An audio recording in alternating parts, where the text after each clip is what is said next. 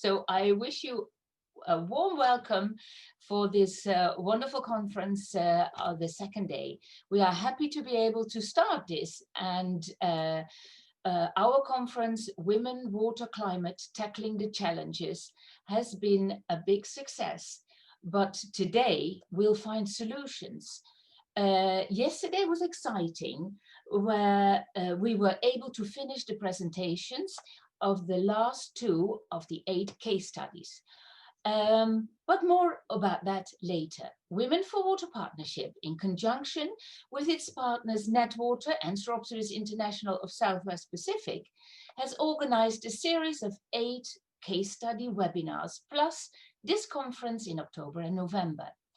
These webinars and the conference were made possible through a grant of SEI, Stockholm Environmental Institute, in partnership with the government of Sweden and their Asia's Strategic Collaborative Fund, which aims to foster regional cooperation and policy dialogue for sustainable development and environmental sustainability through capacity building, knowledge sharing, and increased collaboration. Please remember that this session will be recorded. Dr. Teresa Devasham will now give you a short impression of yesterday's conference. Teresa has engaged extensively on women's issue in Southeast Asia for over 25 years, working at the intersection of international development and academic research. She has authored and edited several books and published in numerous international and regional journals. Teresa is currently an international consultant for the Asian Development Bank and continues to teach gender studies. She is the UN representative in Bangkok for Soroptimist International. Teresa, the floor is yours.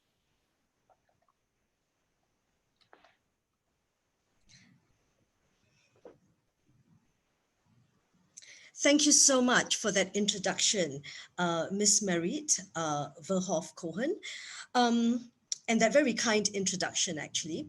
Now, as many of you know, we had a lineup of excellent speakers yesterday, whose reflections helped us understand the complexities of the confluence between water security and women on the one hand, and how climate change mediates the link on the other. Now, in the opening of this conference, we were honored to have the distinguished Honorary Minister Dinesh Gunawardena share his thoughts on the topic of water security and women, highlighting that while water is a precious resource and women have played an important part in the household in the collection of water, its critical role in our lives has reared its head again in these unsettling times of COVID-19. Now, next, our keynote speaker, Professor Deepak Gyawali, reminded us of the hegemonic relationships embedded in the development agenda and how the disenfranchised and the voiceless struggle to attain water security. Of the solutions, he emphasized a ground-up approach in which the pillar of civic activism takes precedence. He also makes the point that many of the problems related to water security are people-created, and therefore they are only going to worsen with climate change. Now, our attention then turned to 2 very broad topics by the following speakers, by a range of speakers. We had several, I guess, and altogether there were about 8 or 9 speakers. The 2 topics that were delved into were river mining and tea plantations. Now, in terms of the connecting threads between all these presentations, there were recurrent ideas that emerged, one of which was unequal social relationships, and that clearly turned up in the presentations on river sand mining,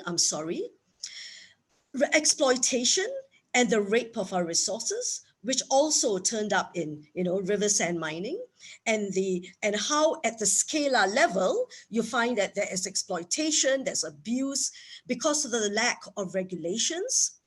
Then you've got peasants versus state apparatus, and the fact that in many countries the relationship is very much unequal, where peasants are being seen as individuals feeding into urban society and urbanites, where the urbanites are the ones who benefit and the peasants are left behind. That too turned up as an idea.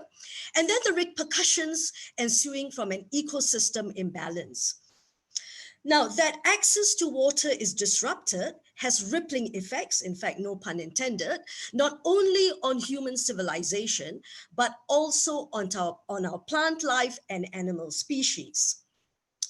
Now, the discussions yesterday also emphasized the need to look for alternative resources to replace sand as a staple building material.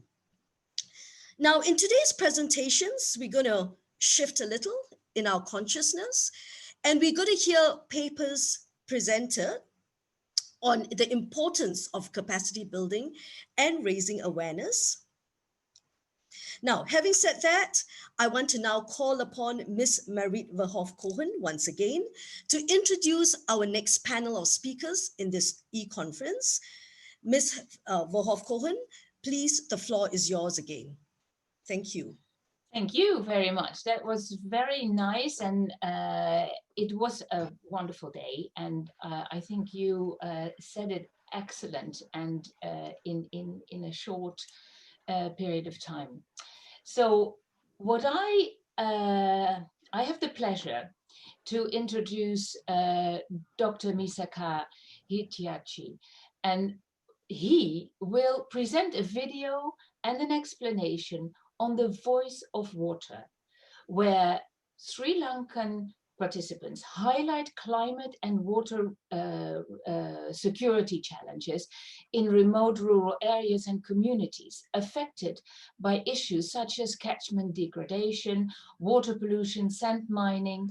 And the voice of water comes from community organizations, academia, local government, grassroots political groups, and state agency. And they share experiences and perspectives. So Misaka is a senior fellow in Environmental and Disaster Management Program of the World Wildlife Fund, and adjunct associate professor in the School of Science and Engineering, James Cook University, Australia. His areas of expertise include environmental management and policy, environmental engineering, and disaster management. He has developed guidelines for environmentally responsible disaster management for various projects, specifically on flooding, and he was the expert discussant in our webinar on Kolkata wetlands, women confronting climate change. Misaka, please explain us what the voice of water can contribute to our nexus. Thank you very much, Ms. Marie. And a warm welcome again to all the participants attending the second and the final day of the WwC conference. With this, can I ask my presentation to be put on?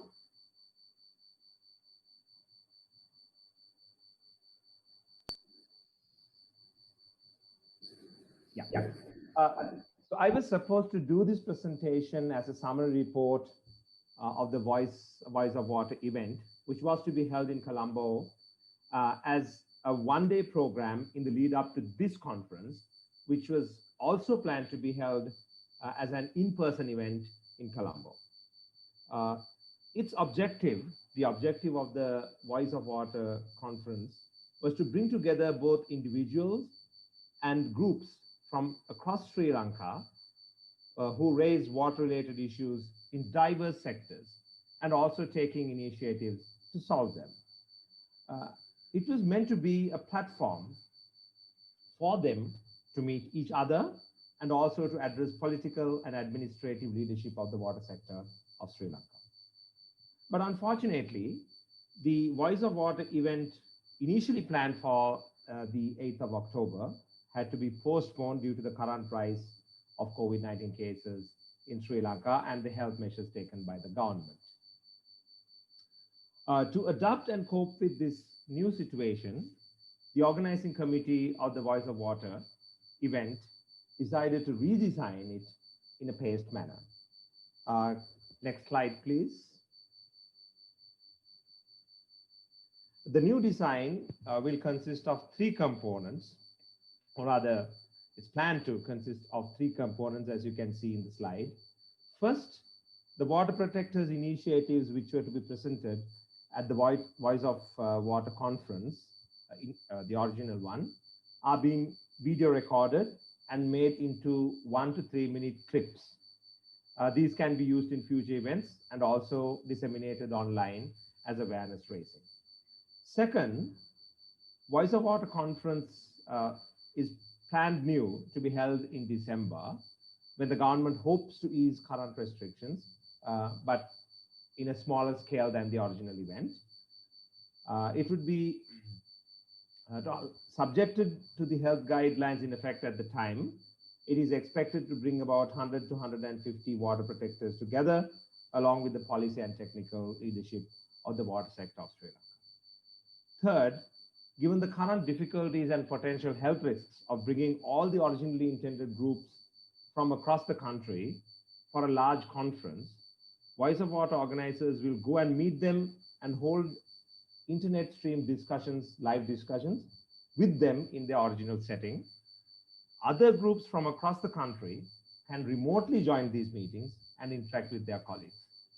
These events, named in Sinhala as Jalayatra, which means water excursions, is planned to be fully video recorded and collated in a website for references by future water protectors.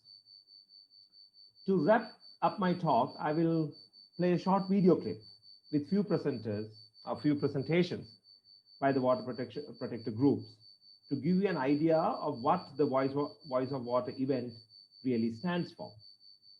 This is only a very small sample of the groups. Some videos are still being edited, some are yet to be recorded, but hopefully we will be able to resume the video recording and complete all the videos as soon as the current restrictions are lifted. Can I go to the next and the final slide, please? These issues discussed by the water protector groups and their initiatives pan across all along the watershed. For example, from the need to protect the high mountain ecosystems, such as the Knuckles mountain range in Sri Lanka, in the Central Hills, to issues like acute destruction of coastal wetlands in the periphery of Colombo. They demonstrate the fragility of the downstream water security, including its impacts on major irrigation and power infrastructure, such as the Mahaweli scheme in Sri Lanka, and ultimately the blow on the national income and the income security. The Voice of Water program aims to help these water protectors to understand their issues and initiatives in multiple aspects and in a watershed perspective, as also present them with possibilities of combining engineering and nature-based solutions. Most of the examples presented here, can I go to the next slide, please? Sorry, this wasn't the last slide.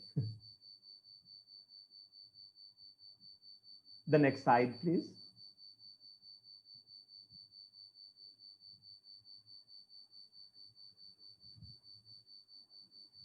Can we go to the next slide?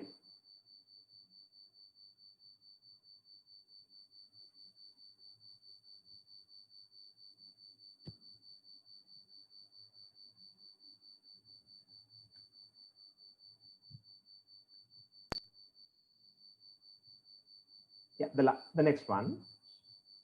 Yeah, sorry about that. Okay.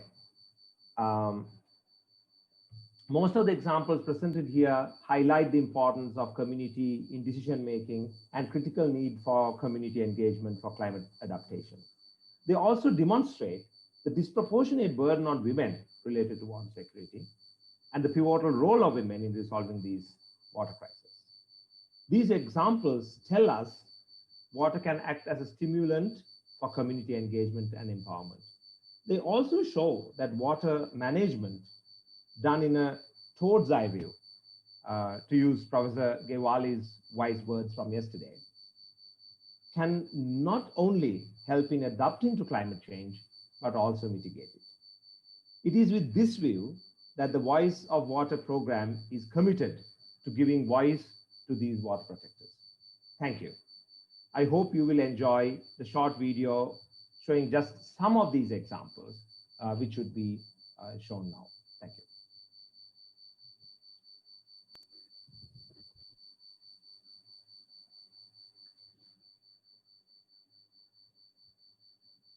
Knuckles කඳු කරේ ගත්තොත් knuckles කියන්නේ ඊටාම් වටිනා දුම්බර කඳුයාව එහෙම නැත්නම් දුම් වලින් බර වුණ එහෙම නැත්නම් දූම් ගස් වලින් බර වුණ කඳු වලින් කඳු පන්තියකින් හෙබි සුවිශේෂී පරිසර පද්ධතියක්.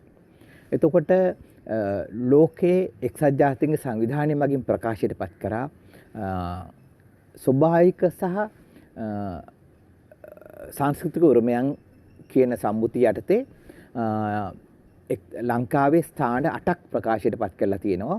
එයින් අවසාන වශයෙන් ප්‍රකාශයට පත් කරේ සෙන්ට්‍රල් හයිලන්ඩ්ස්. එහෙම නැත්නම් මැද කඳුකරය කියන කොටස. ඒතකොට ලෝක උරුමයක් හැටියට අද මේ නකල්ස් කඳුකරය, ශ්‍රීපාද අඩවිය, රක්වාන සහ හෝටන් ඇතුළු අඩි 5000ට ඉහළ කඳු කොටස අයත් වෙනවා. එහිදී නකල්ස් අඩි 5000 නොවුනත් නකල්ස් සහ සෙන්ට්‍රල් හයිලන්ඩ්ස් කියන විදිහට තමයි එය ප්‍රකාශයට පත් කරේ ලෝක උරුමයක් හැටියට. නමුත් අවාසනාවකට වගේ මෙම ලෝක උරුමයක් කියන දේ අපේ බොහෝ දෙනා අද වෙනකොට නොසලකා හැරලා තියෙන්නේ. මේක ඉතාම වැදගත් වෙනවා ආර්ථික පැත්තෙන්, ඒ වගේම ජල පෝෂක පැත්තෙන්, ඒ වගේම ජෛව විවිධත්වය පැත්තෙන්, ආවේනික භාවය, ඒ වගේම අපේ සංස්කෘතික පැත්තෙන් වගේ අංශ ගණනාවකින් නකල්ස් කඳුකරය අපිට වැදගත් වෙනවා. මහවැලි ගඟට එකතු වෙන අවසාන වශයෙන් එකතු වෙන ජල කොටස් ගත්තාම එයින් 3/1ක් 33ක් නකල්ස් කඳුකරෙන් පමණයි මේ දායාද කරන්නේ. එතකොට ඒක ඊටාම වටිනා සම්පතක්. මොකද අනාගතයේදී මේ රටේ අපිට අපනයනය කරන්න පුළුවන් ප්‍රධානම වටිනා වස්තුවක් තමයි ජලය කියන එක. ජල සම්පත කියන එක අනාගතයේදී එන්න අඩු වෙලා බීමට ගන්නා ජලය කියන එකට අනාගතයේදී රත්තරන් වගේ වටිනාකමක් වෙනවා. ඒ නිසා මෙම ජලය අපි ආරක්ෂා කරගන්න ඕන, සංරක්ෂණය කරගන්න ඕන අනාගත පරම්පරාව වෙනුවෙන් වගේම අපේ රටේ ආර්ථික වෙනුවෙන්. ඒ වගේම අපේ කෘෂිකර්මාන්තය පහළ කෘෂිකර්මාන්තය බොහෝ දෙයට රැඳිලා තියෙන්නේ මෙම ජලය මත. ඒ වගේම මෑතකදී ඇති කරපු ජල ව්‍යාපෘති දෙකක් වෙනවා, කළුගංග සහ මෘගාකන්ද. ඒ ජලාශ දෙකට යන විශාල ජල ප්‍රමාණයක් වැඩි කොටසක්ම එන්නේ මෙම නකල්ස් කඳුකරේ. සාමසාර කන්දේ සිදුවෙච්ච නායෑම ලංකාවේ අපි දන්න ඉතිහාසයේ වෙච්ච ඉතාමත්ම දරුණු ඛේදවාචකයක්. මම හේමන්ත සෙනවිරත්න හැටනැෂනල් බැංකුවේ තිරසාර ව්‍යාපෘති අංශයේ සේවය කරන්නේ.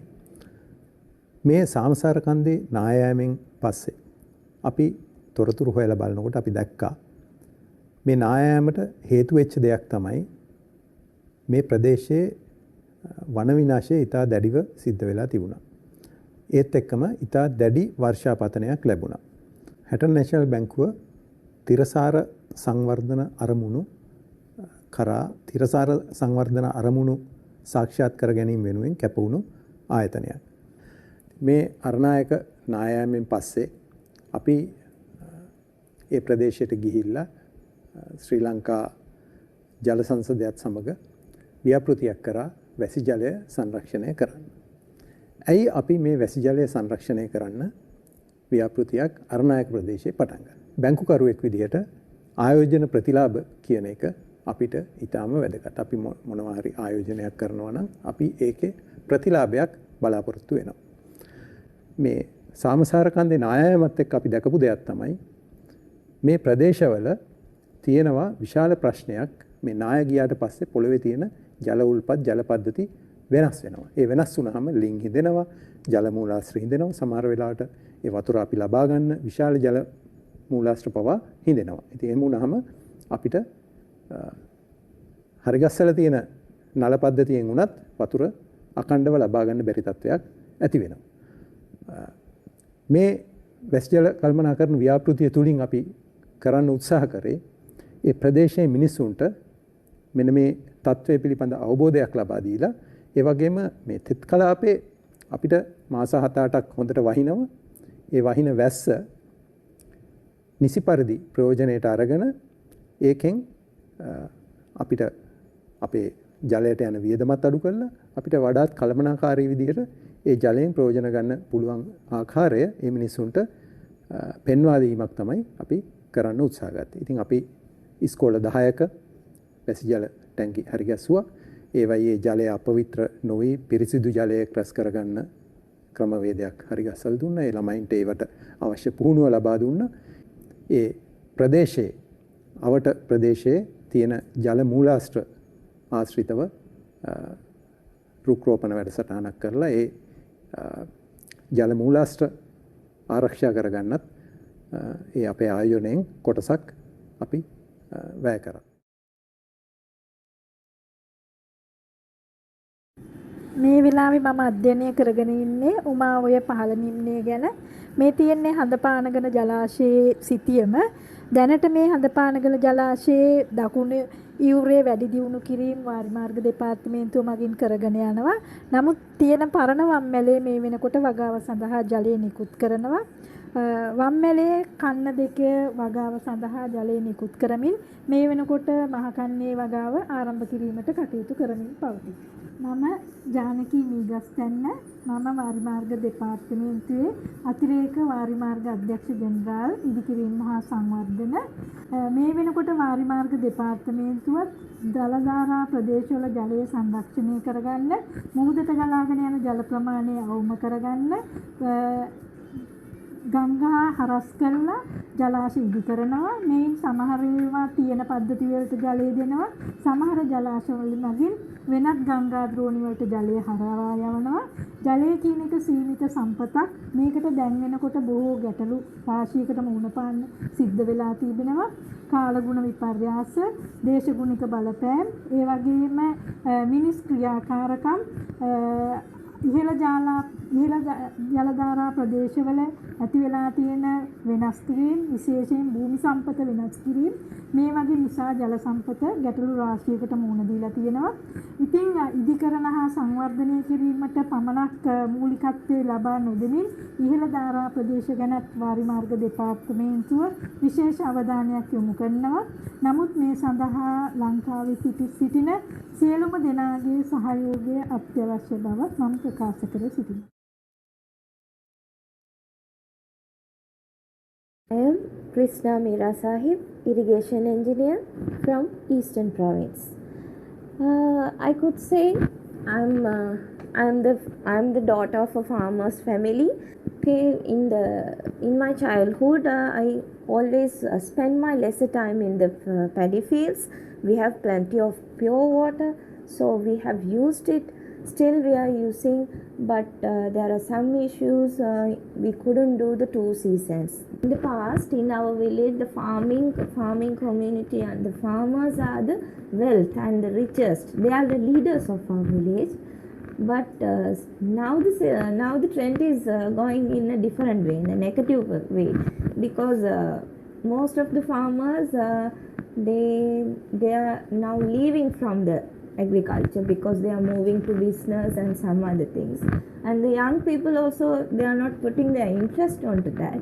There are some issues because due to the high intensity rainfall, everything is flooded. So when he is a wealth man, after a flood, it is zero. He is nothing. So yeah, he is losing everything. That's why the people are moving to another place. And the rehabilitation also, it is must to our area, because when we are rehabilitating, we can do the both season in a successful manner. And the paddy price is also an important one. It is not because the poor farmers, they are going to sell for a very low price, so they are not getting the profit. But the mill owners and the rice mill owners only, they are earning a lot. අපේ මුතුන්වත්තෝ ආතිකාලේ ඉඳලා වැසි ජල රැස්කිරීමේ ක්‍රමවේදය ඉතා වැදගත් බව සැලකලා තියෙනවා. මගේ නම තනුජා ආර්යනන්ද. මම ලංකාව වැසි ජල රැස්කිරීමේ සංසදයේ විධායක අධ්‍යක්ෂකත්. වැසි ජල රැස්කිරීම කියන්නේ වැසි කාලයට වැස්ස එකතු කරලා වැසි නැති කාලයට භාවිතා කිරීමක්. මේ ක්‍රමවේදය අපේ අතීතයේ ඉඳලා අපේ මුතුන්වත්තෝ පාවිච්චි කරපු ක්‍රමයක්. අපි 1997 ලංකා වැසි ජල රැස්කිරීමේ සංසදය බිහි කරනකොටට වඩා මේ ක්‍රමවේදය දැන් වැදගත් වෙලා තියෙනවා. විශේෂයෙන්ම දේශගුණ පර්යාසන සමගම වහිනකොට ගොඩක් වහිනවා. ඒත් එක්කම වහි නැති කාලේ ගොඩක් දිග වෙලා තියෙනවා. ඉතින් නේග කාලෙන් වැඩි වෙලා තියෙනවා. ඉතින් මේ ක්‍රමවේදය ගොඩාක් වැදගත්, විශේෂයෙන්ම කාන්තාවන්ට ඉතින් ඒගොල්ලෝගේ එදිනදා ජලය ලබා ගැනීමට මේ ක්‍රමවේදය ඉතා වැදගත් වෙනවා.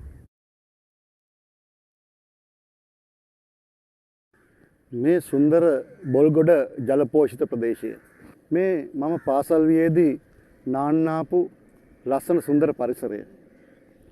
අවිධිමත් සංවර්ධනය සහ මිනිස් අවිධිමත් ක්‍රියාකාරකම් නිසා අද මේක අමුතු පැත්තට පත් වෙලා මේ තියෙන්නේ ඒවැ ප්‍රතිඵල. අද අපි පාසල් කාලේ දැක්ක සුන්දරත්වය මෙතන නැහැ. පරිසරය විනාශ කරපු අසුන්දර අතීතයට දීලා අපි හෙට ඉඳන් පටන් ගන්න නම් පළාත් පාලන ආයතනවල තියෙන බලවත් පනත මේව ආරක්ෂා කරන්න හොඳටම ප්‍රමාණවත්. හැබැයි ඊට එහන් තියෙන මධ්‍යම රජය, රේකී අමාත්‍යාංශය, පළාත් සභාවේ තියෙන රේකී අමාත්‍යාංශය පළාත් පාලන ආයතනවලට ඉඩහසර වෙන් කළා දීලා, ප්‍රතිපාදන වෙන් කළා දීලා නිවැරදි දැක්මක් දෙනවා නම් මේක නැවත ඒ තත්ත්වයට ගන්න පුළුවන්. හැබැයි ඒ සඳහා රජය පමණක් ප්‍රමාණවත් නැහැ. සිවිල් සංවිධාන, මහජන සංවිධාන, ඒ වගේම විශේෂයෙන් මම මතක් කරන්න කැමතියි මේ ක්‍රියාකාරකම් වෙනුවෙන් සැබෑවටම හඬ නගන රාජ්‍ය නොවන සංවිධාන සියල්ල ඒකරාශී කරගෙන මේ ව්‍යාපෘති සහ වාර්තා ක්‍රියාත්මක කිරීම තුළින් මේ බිම එදා මම දැක්ක බොල්ගොඩ ගඟ හෙට මගේ දරුවටත් ඇවිල්ලා බලන්න පුළුවන් වෙයි. අනාගතයට මේ තෙත්බිම් ආරක්ෂා වෙයි.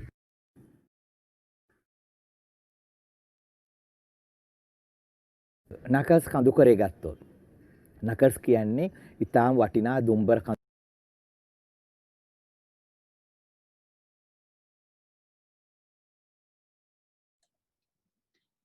Thank you very much, Misika.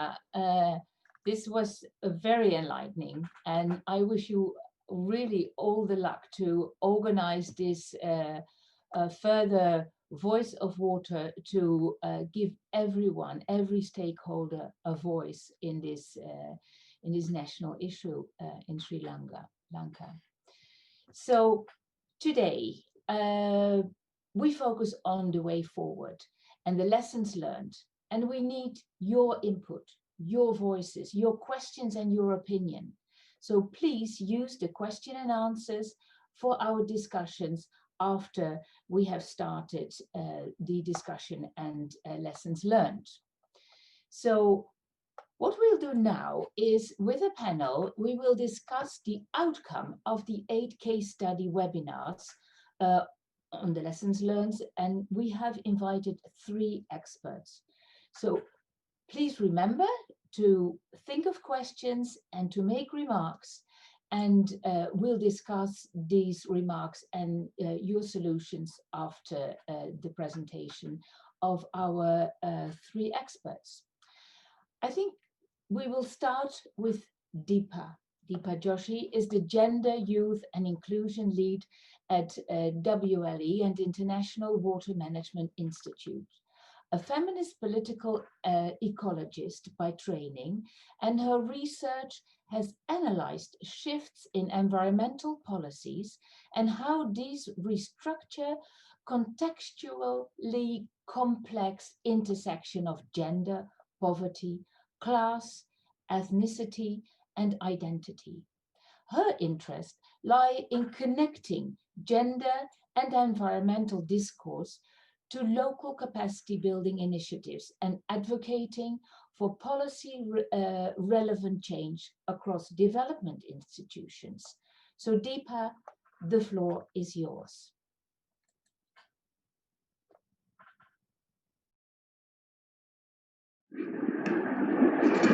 Marriott, Kusum, and everybody else, greetings. And thank you so much for inviting me to this session and to allow time for reflecting on these very interesting, fascinating case studies. So I just want to focus on two key issues. Firstly, going into the next slide, I think that although this whole series has been called Women, Water, and Climate Change, however, what I find when I look into these presentations, the videos, as well as the written summaries of these case studies, what I find is that it's really about women's water roles, responsibilities, relationships, which take place in a complex contextual web of social relations, which really identify, as the West Bengal case study pointed out, that it's really about corridors of power that exist at different institutional levels. So I think maybe this whole series of case studies really points to the fact that this is more than just about women and water. Second, although the word climate is there, what I also find very, very interesting is that all of the case studies talk about persisting inequality and inequity in water quantity as well as water quality, as the Nepal case study pointed out. So this is much more than an outcome of climate impact. And as COVID-19 has shown that there are gross inequalities in access to water supply and sanitation, which have really affected rural and urban communities, especially the marginalized amongst them. This brings me to the third point. What I found very, very fascinating in the case studies was that all of these showed marginalization and vulnerability in very different contexts and situations.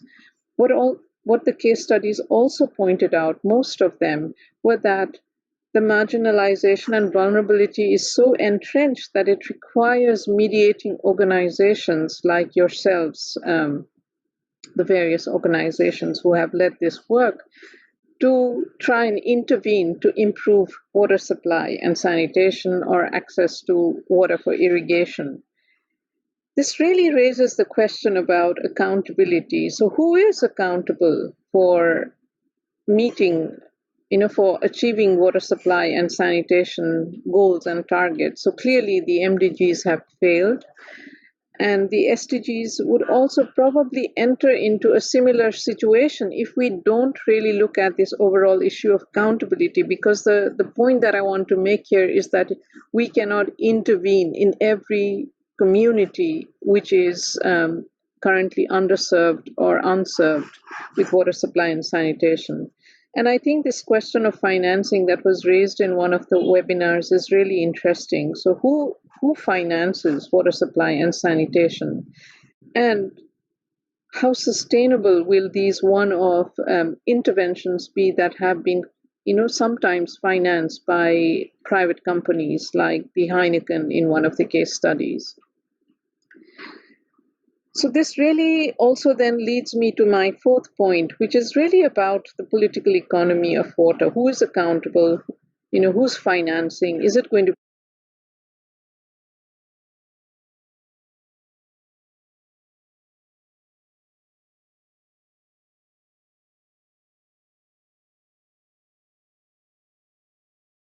going to be sustainable, but also broader issues of corridors of power.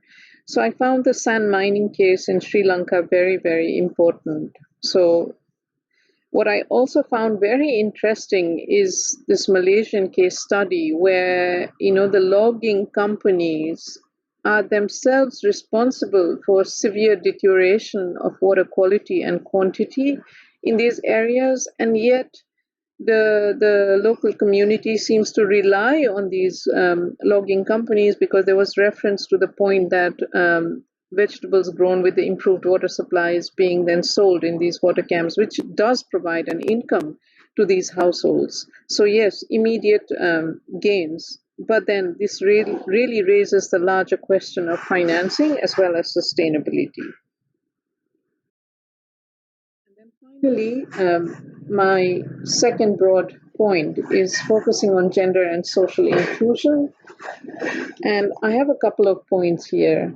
So all the case studies were really very interesting in showing that women have capabilities and women are able to take on water management roles and responsibilities, sometimes even, negotiating and bargaining with local government, private sector, etc., in the various case studies. But the question that I really want to ask all the presenters is that, how does this impact on the women? Does it create additional burdens? What sort of gains does it really produce? And I found the West Bengal case study very interesting, that the women intervened and got access to irrigation, improving the irrigation water supply. But then the question is, will that improve women's access to land and other resources, which the case study pointed out was certainly not in women's favor? And the point that I want to raise here is that when we talk about women and water, I think we need to be reminded of the fact that there is an overwhelming feminization of responsibilities and obligations, as Sylvia Chant points out in one of her publications. And so how do these interventions that focus on women improve that? And I think what I found very interesting is this wetland study in Kolkata, which pointed out that, women can still have control over certain aspects of livelihoods without really getting into maybe tasks that are, gendered, and that there are some areas that there can be a transformation in what women can do and men can do, but then also there are some areas of protection for women which seems to serve women well. So I think it's interesting to reflect on that. This really brings me to the point that has been talked about quite a lot in 2020, starting right at the beginning of the year in a conference at the World Economic Forum, where it was discussed that gender transformative approaches, which is what we want to move towards, is really about not fixing women so that they can fit into the systems or corridors of power, but really about fixing institutions or fixing these corridors of power so that they are more inclusive. So I think that is a point of reflection, that how do we want to intervene in relation to women, water, and climate so that we fix institutions and we restore equity in these corridors of power. That also brought me to this other issue that I noted, is that a lot of the case studies talk about local community, women, youth, sometimes maybe in ways that tend to homogenize these. And I think it's really important to also think about intersectional inequalities. Who are these women who can participate and who can negotiate, and who is excluded from these elements of participation and engagement in water improvement? So again, once more, coming back to an IRC study that talked about financing WASH, and pointing out where the study pointed out that the responsibility for financing sustainable WASH, requires financing by the government. and that community financing by itself tends to not be sustainable and also tends to exclude the poorest. So I think the point that I want to end here with is that improved water supply and sanitation in whatever way, as these case studies show, really bring about an improvement in women's lives, for sure. But then it also raises issues about should the poorest and most marginalized of women or youth be made responsible for taking on what is actually a public sector responsibility for which the government should be accountable or development institutions should be accountable? And how do we make sure that we do not legitimize these inequitable investments and innovations in WASH? So that's the point that I want to end with. Thanks so much. Thank you very much. That was, sorry about the sound. I don't know if that came from our side or from your side, but this was very enlightening, Deepa. So thanks, and I'm sure there will be a lot of questions and remarks on your summary in a way. So our second panelist is Lawrence Toohey, a gender and communication consultant at the UNESCO World Water Assessment Program, and he's doing that already since 2014. He holds a master's degree in earth, surface, and water, and his main expertise is in hydrology and sustainability related matters such as integrated water resources management, environmental engineering, and sustainable development. Lawrence, thank you for being here, and the floor is yours now.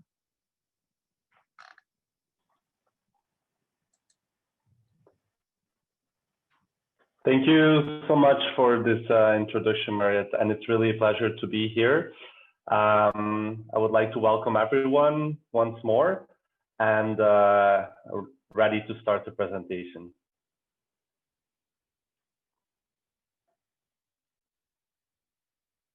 So as Mariette already introduced me, my name is Lawrence Toohey, and I'm a gender and communication specialist at the UNESCO World Water Assessment Program. Today, as a part of this expert panel, I will be giving you this short presentation on case studies and women's undeveloped potential in water. Next slide, please. A very short overview. I would like to touch on a few key issues here. First, I would like to briefly go back to some key issues that were presented in the case studies in the last weeks. Then I would like to share with you the work that WWP has been doing so far to close this critical data gap on water and gender. And then I will discuss two specific examples that show the importance of gender data and end with some concluding remarks. Next, please. So in these 8 case studies that have been presented during the run-up to this conference, I identified a number of key issues that hold back sustainable development and the achievement of gender equality. First of all, in many countries, women have a limited role in water management and decision-making with respect to men. This, of course, has significant implications upon the decision-making outcomes. For example, policies often lack gender considerations and therefore disproportionately impact women and girls. Secondly, this also has an important impact on education, with girls more at risk of leaving school after primary and therefore not completing their education. Third, there is an urgent need for enhancing community awareness and advocacy in topics related to gender equality and sustainable development, that in turn can lead to behavioral changes within these very communities and even households. Equally, vocational training is really of critical importance for women and youth in order to enhance their literacy, their technical skills, and eventually leading to better job opportunities. And finally, there exists a pronounced lack of sex disaggregated data on all these issues, but this data is critical to move forward. So I see we already moved to the next slide. So let me start with briefly discussing why water and gender is relevant. Of course, we are pretty familiar with this, I assume. Anyway, we all know that water is intrinsically connected to life, and it stands central in our society, culture, economy, and even spirituality. For this, the access to clean water is a requirement to meet basic human rights.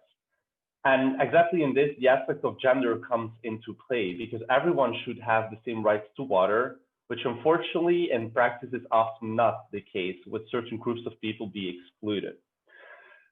Gender causes individuals to have a different relation with water. Just think about the different water-related tasks for both men and women. For example, women and girls often being the responsible for water collection, having consequences on their education, work, and even health. So exactly for this, we need to make sure that water assessment includes the gender perspective. Next, please.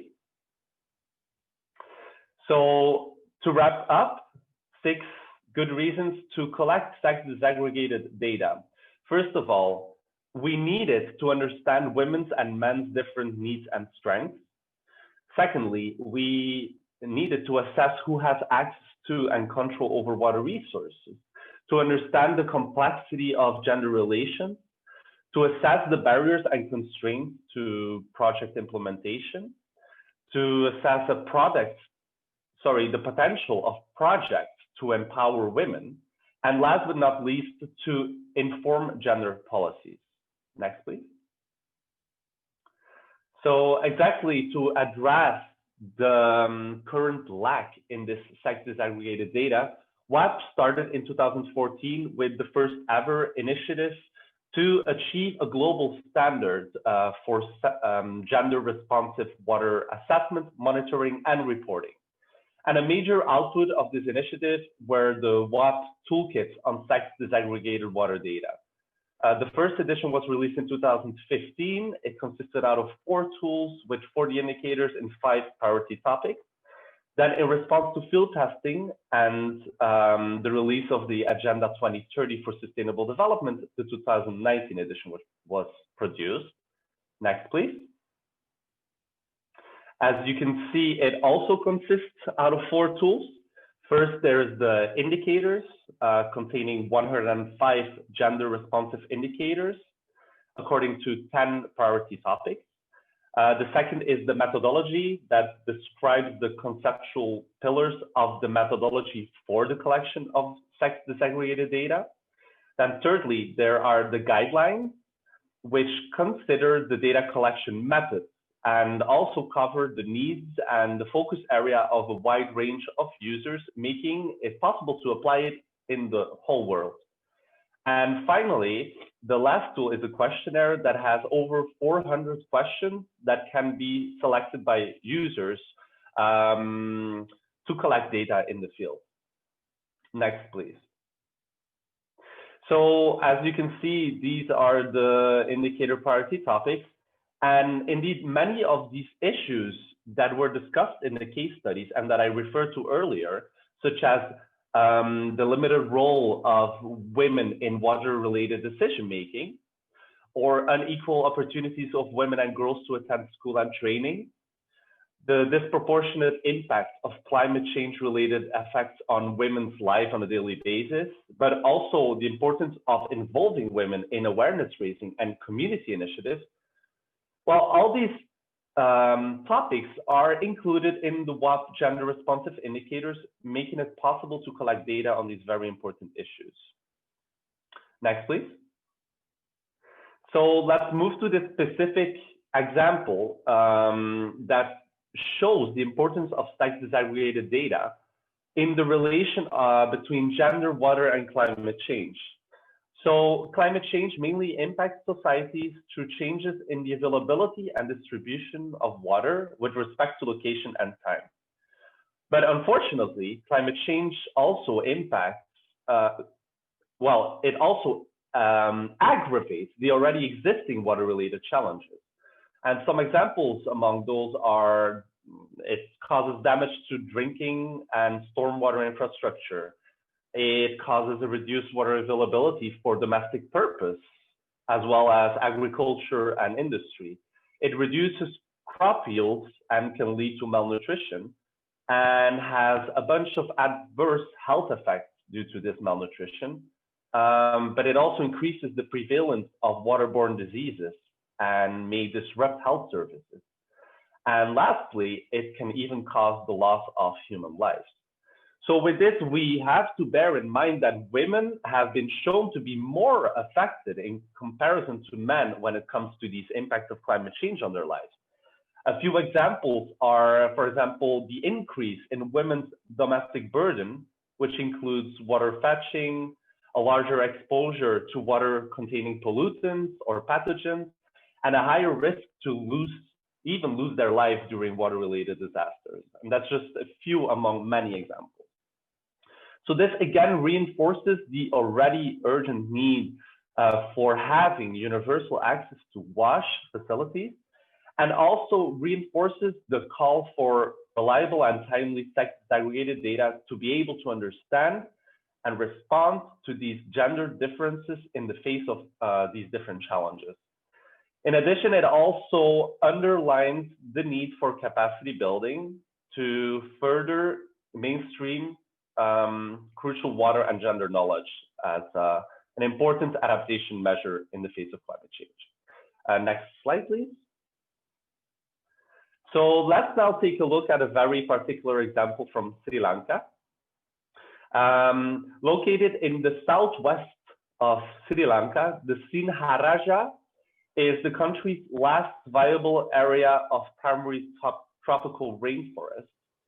It's not only the headwater of few of Sri Lanka's main rivers, such as the Nilwala and Ginganja, but also from a biodiversity point of view, it's unique. Over 60% of the trees there are endemic, and many are considered to be rare. The reserve is also home to more than 50% of Sri Lanka's endemic species of fauna. But sadly, the area is under threat due to, for example, illegal encroachment, mining, logging, and even road construction that is resulting in habitat degradation. And due to these very developments, the area is at risk of losing its status as a UNESCO World Heritage Site that it achieved as early as 1988. In addition to this, the overuse of agrochemicals in the tea plantations bordering the forest can lead to the pollution of streams and rivers and also impact human health. Well, actually, 90% of Sri Lanka's population has access to water, but only 43% of those in the estate sector that includes these plantations have access. And although both men and women living in the areas are affected, women especially bear the brunt of it, as they are responsible again for the fetching of water, often with children. And in addition, these agrochemicals from the tea plantations pollute the very water resources that they depend on and can lead to health impacts. Next, please. So I would like to conclude with the presentation, but I would like to give some very last recommendations that we should keep in mind in order to be able to achieve sustainable development, and in particular, to achieve the SDGs 3, 5, 6, 10, 13, and 17, as you can see outlined here in the slide. First of all, the involvement of women and youth is really essential in natural resources related management and decision making, but equally in the design, execution, and evaluation of projects. There's an urgent need to further mainstream gender into water mechanisms or forums on all levels, to ensure that women's voices are heard and they can meaningfully participate in decision making. On top of women's and youth involvement, also crucial is to have an improved dialogue between communities and institutions. And equally important is to ramp up capacity development on gender-related key issues for achieving all the above. So I think it's safe to say that data is absolutely crucial to inform evidence-based decision-making and policies, and therefore that the current gender data gap needs to be urgently overcome. Only like this we can ensure evidence-based policies to in turn promote gender equality and sustainable development in the long run. Next slide. So I would like to thank you very much for attending and once more for the invitation. I hope you enjoyed the presentation. I'm looking forward to receiving your questions. Thank you very much. So thank you. That was very, very nice to see, and again, very enlightening to go back to all these different webinars that we already had. Of course, there are already some questions, but before we continue, we will first go to to Lisa to get her perspective of the Lisa, you are a gender expert. You are the gender expert in communication for Global Water Partnership, and we would really be interested in hearing what your thoughts are on what we have sort of shown in these different 8 webinars. So the floor is yours. Thank you, Marit, and thank you, the conference organizers. So my name is Lisa de Bevits, and I am a gender and social inclusion specialist at Global Water Partnership organization in Stockholm. Global Water Partnership, as you know, or as many of you may know, is an organization that works on influencing and supporting governments and partners across the globe in 13 regions around the world, with around 60 plus country water partnerships, supporting work on improving IWRM governance in an inclusive and equitable way. And our gender and social inclusion work is based around 4 principles that we call gender action areas. And I'm going to post this in the chat, a link to information about these four areas. So if you look into the chat, I've listed the 4 action areas, and I provided the link to the document so that you can, because I figured that if I put a PowerPoint, you cannot click on the PowerPoint, but if I put it in the chat, you can actually click on it and see the document there. So the action areas that we're working on reflect a lot of the things that Deepa and Lawrence actually mentioned now in their presentations. A lot of it is echoing what they're saying, so it's not really new what I'll be telling you. But the areas that we're focusing on are first to ensure that there's institutional leadership and commitment to gender, meaning that organizations have to make gender equality and inclusion a core business goal. Without that, there is not going to be any gender transformative change happening. Second area is that gender and inclusion analysis drive the change, basically collecting sex disaggregated data, making that we have gender and inclusion analysis happening at all levels. Without this information, any decisions that we make may actually further harm the people we're working with. A third area we're working on is, we call it a nothing about them without them approach, basically making sure that there's meaningful and inclusive participation of women, youth in decision-making processes and partnerships, so that the projects are designed together with the end users in mind. And finally, the action area 4 is the equal access to control of equal access to the resources and control of these resources, so that we create a level playing field with respect to access and control of the resources. So this is just a little bit about the work that Global Water Partnership works on, for those of you who don't know it. And Global Water Partnership is very happy to be associated with this this event today. And we work closely with teams in South Asia and Southeast Asia. Some of our colleagues have participated in the events over the last few days. And so we are very happy to be associated with this work. And I'm also very excited as a new person at GWP. I'm only with the organization since 5 months, to be working towards new projects together with colleagues in the region. Kusum and I have been having some conversations about how we can take things forward, also with our regional partnership coordinators, Lal and Fani. All of us are very excited about pushing the gender agenda forward in our work. As I was asked to make some comments on the case studies, on the webinars that have been taking place over the month of October, I was trying to see, what can I bring to the conversation? And I didn't want to do a PowerPoint presentation teaching people about something that I don't really know of. I have to say I am a gender person, but of course I'm not a specialist on the region of Asia. I've done a lot of work in Sub-Saharan Africa for the last 20 years. So I feel to a certain point, that I'm not in a position to be judging some of the issues that were presented. But what really touched me in the webinars that I've seen is that in so many ways they address all the levels that are required in order to achieve gender transformative change, starting from really this engagement with the communities at the grassroots level, and especially addressing the issue of education.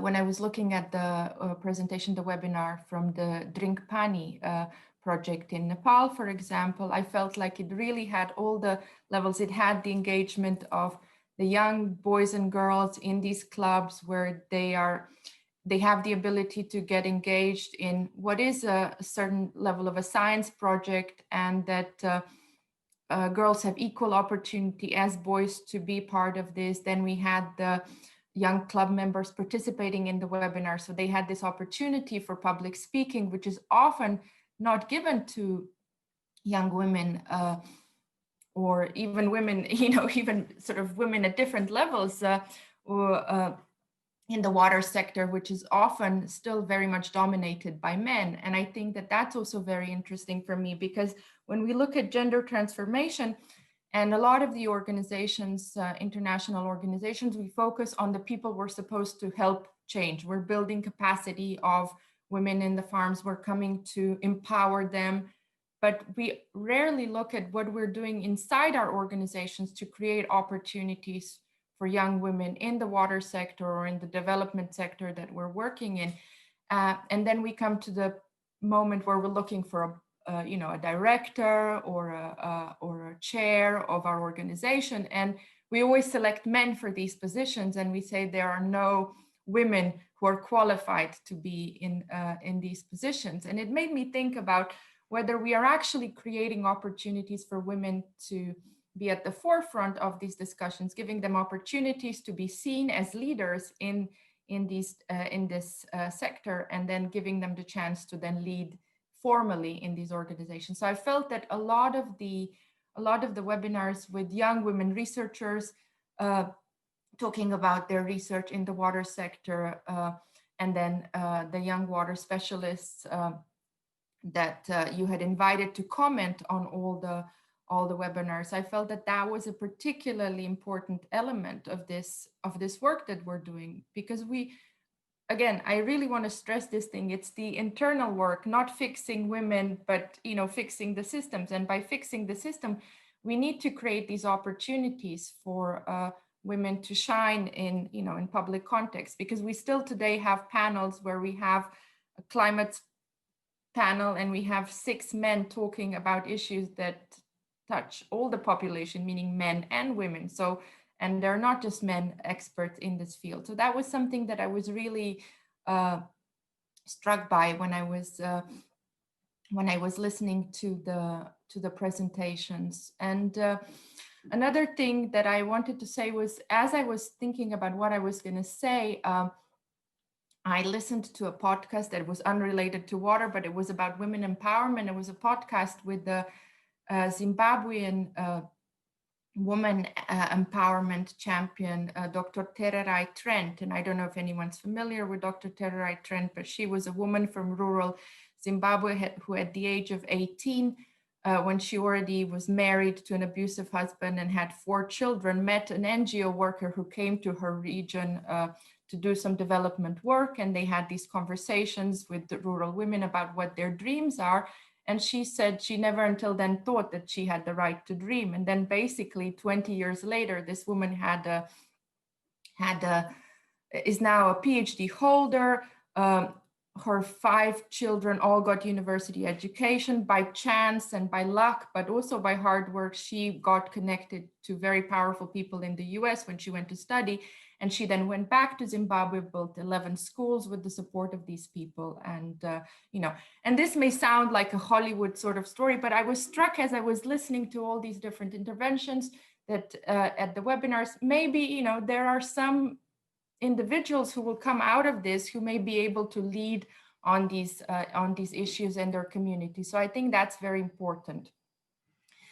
I do have a small sort of critical remark that I want to say, because it wouldn't be me if I didn't do that. I wanted to say there was a couple of times where I still heard people say things that probably put women in certain sort of like a stereotypical sort of moment. So there was a comment, for example, and I'm sorry to to pinpoint to that, but when there was this project where women were learning to weld, I think it was from Malaysia, and then somebody commented that underwater welding may not be suitable for women. Why not? Maybe there are women who want to do underwater welding. So, I was wondering about how we, even as gender experts and people who are trying to champion women and women's participation, may sometimes actually fall into the trap of this gender bias that we've all been socialized into. And so this is something that I would like to really, for people to take away, that we still have, all of us, even as enlightened as we may feel that we are in this area of our work, we still have things to learn, and we still have to be careful about how we talk about women.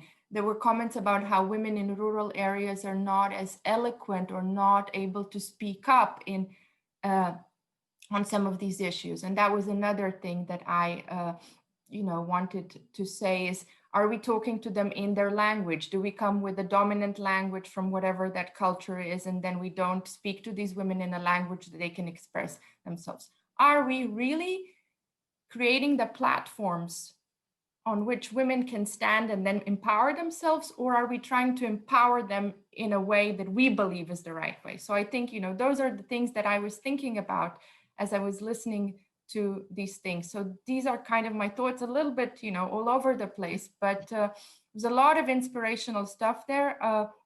I really look forward to seeing these projects continue and finding ways how we can collaborate. As Global Water Partnership at a global level, we don't really do small projects ourselves, but we're always looking towards for opportunities of partnering and supporting grassroots projects through our regional and country water partnerships. So I'm very much looking forward to hearing from people. I'll put my email contact in the chat, and I welcome people to contact me and my colleagues from the regions and the countries to continue this conversation. And I'll stop here. Thank you. Thank you very much, Lisa. This is very nice. And indeed, I mean, we have to be careful on how we put women in certain boxes. Actually, talking about the welding, I even got the impression that welding would be good for women because they are more agile, and and then everything they need is less heavy to sort of dive into the water. But anyway, that's a different discussion. So we will look into that definitely. And you made a correct point that we shouldn't put them into boxes. We are running a little bit late, so I think we very, very quickly will go to the questions and answers. And Leonie Pearson is the Senior Research Fellow, Water for SEI Asia, and her work is focused on securing vulnerable people's access and rights to water through high impact research from the Stockholm Environmental Institute SummerNet program. And Leonie has worked for more than 2 decades at the intersection of sustainability and collaborative engagement. Leonie, there are already quite a number of questions, and I think I'll better give you the floor. In the meantime, what we also will do is we will put a poll up where all the participants and of course all the panelists can react to, and we will look at that and come back to that later. But the question and answer is for you, and thank you for joining us. Leonie, the floor is yours. Great, thank you. And thank you to the panel for, I think, some really interesting perspectives coming perhaps more from a global approach rather than from our case studies that we've heard over the last couple of weeks, which were much more bottom up, I think, in their approach to women, water, and climate change. We do have a lot of comments out at the moment, and I'm going to try and group these together. So I'm going to ask our panel, which was a very informative panel. Firstly, there was a really nice comment by Deepa that said we should not fix women, but we should fix the system. And there's a couple of questions related to that that have come up. One of them was about, what was one of the questions? Sorry. But one of the questions was around the idea that, for example, we talk about with data, we need disaggregated data so we can have gender policy. So could we think about these ideas that we actually, how do we change a system so that we actually get women engaged in decision making from the beginning, rather than try to change a gender policy area, which may or may not relate to the water issue? Can I open that up to the panel? Yeah, that's a very interesting question, actually. I think the change not only needs to come indeed from, the change needs to come in different areas simultaneously. Like, we need awareness on all different levels. We need awareness bottom up, but also up from top down.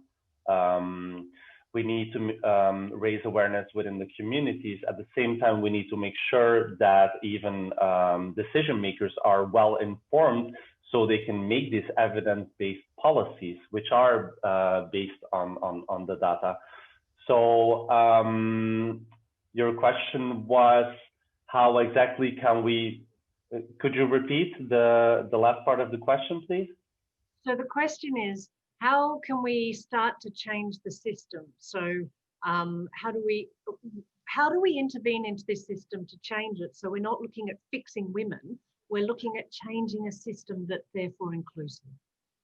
Yeah, okay. Yeah, there's not a shortcut, I think, or a very simple solution. As I said, it needs to happen on different levels. For example, in terms of projects, we need to make sure that gender considerations are not only added in there in the last phase of a project. We need to make sure that it is considered and integrated from the start of the implementation or the development of the very project. So it's really a big work that consists of awareness raising among project managers, decision makers, community members, and so on. But to me, I would say that in my personal opinion, that the two more crucial areas are data, which we are lacking, which is needed to inform all levels. And on the other hand, we need capacity building, because we still see that, for example, speaking from my experience within my function at WfWP, we can see that during these trainings, when we address policymakers, decision makers, that there are indeed gaps in the knowledge on gender equality and even basic gender-related issues. So I think we have to absolutely address this, and one step at a time. So far, I would also like to give, of course, the floor to the other experts to give their opinion on this. Lisa, can I ask? Oh, sorry, Teresa, please jump in. Well, okay. May I just join this conversation? I mean, the system itself is probably produced by men. Yeah, like most systems in the world, and every system and every area of life. Yeah, you need to change several sort of you need to change attitudes, you need to change culture. It's difficult to change culture, I've got to say. I'm an anthropologist myself. You've got to change behavior. When you do all that, what you're trying to do is you're trying to change gender relationships. Gender relationships need to be changed at every level in society, at every scale, like what was mentioned by Lawrence. You attack what, that the government needs to act. That needs to be filtered down to the bottom. There's the bottom-up approach as well. Systems are not, systems are produced by people. They just don't come out of, thin air. So I think I want to make that point. A short one though, but I think it's an important point. I think you're right. And I think the fact that we have agency to change these systems, we have the capacity to make a difference, is a great place for this Q&A to be focused. I'd like to throw over to Lisa and ask if she has perhaps an example from some of her global water partnerships about where some systems have changed or institutions have changed and really being more incorporating of a wider integrative approach. We talk about women here. Many of our case studies were women and youth. Do you have something you'd like to share with us?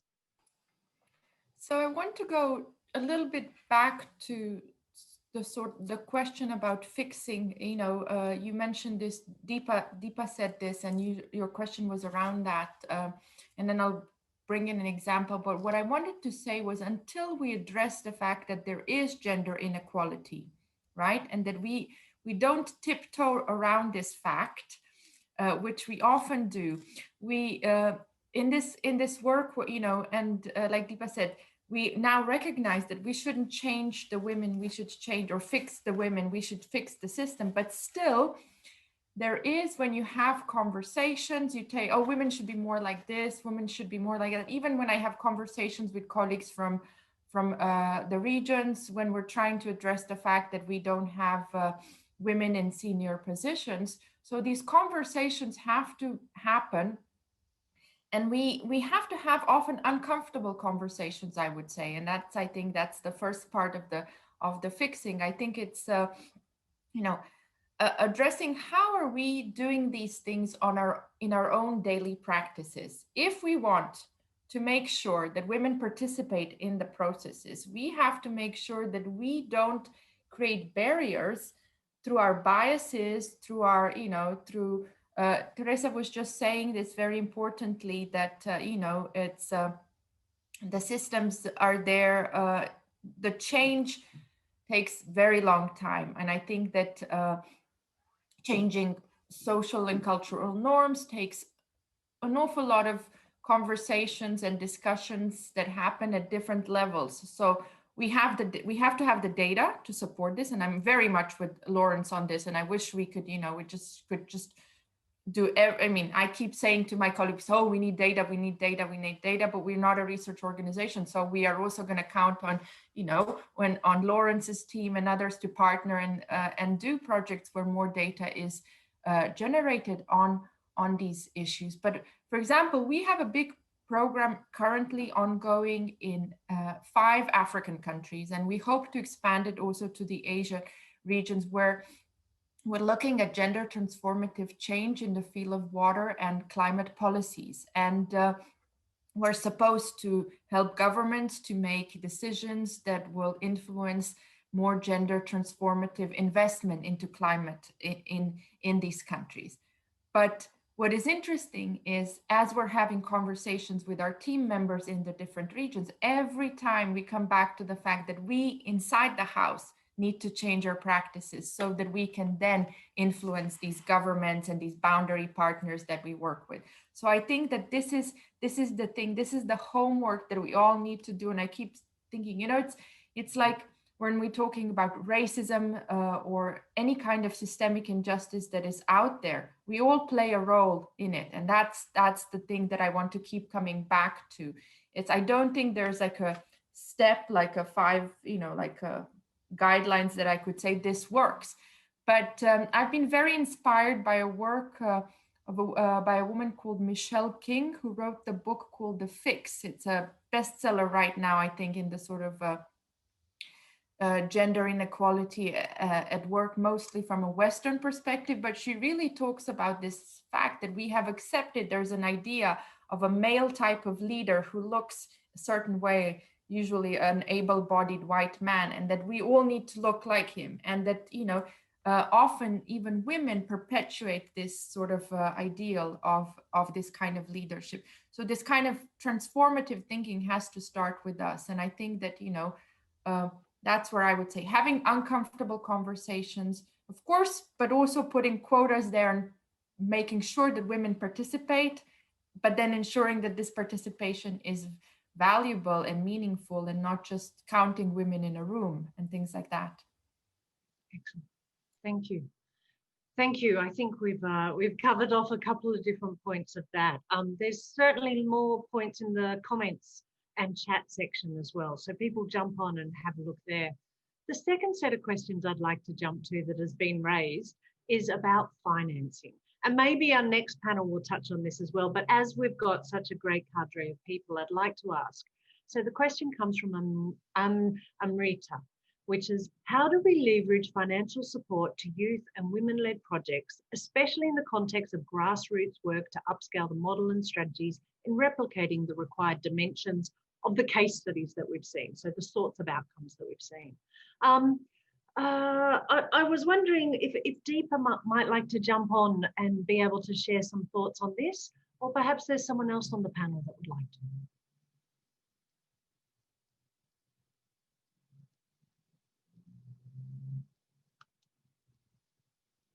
No. Seems like we've lost Deepa, or she can't hear us. Lisa or Lawrence, would you like to? I am here. Sorry, Leonie. Please. I didn't quite get the question. Could you kindly repeat it again? Certainly. The question is about how do we leverage financial support for the sorts of case studies and examples that we've seen throughout this conference to work from the grassroots and upscale those into models and strategies that could be applied in different contexts or in a wider regional setting.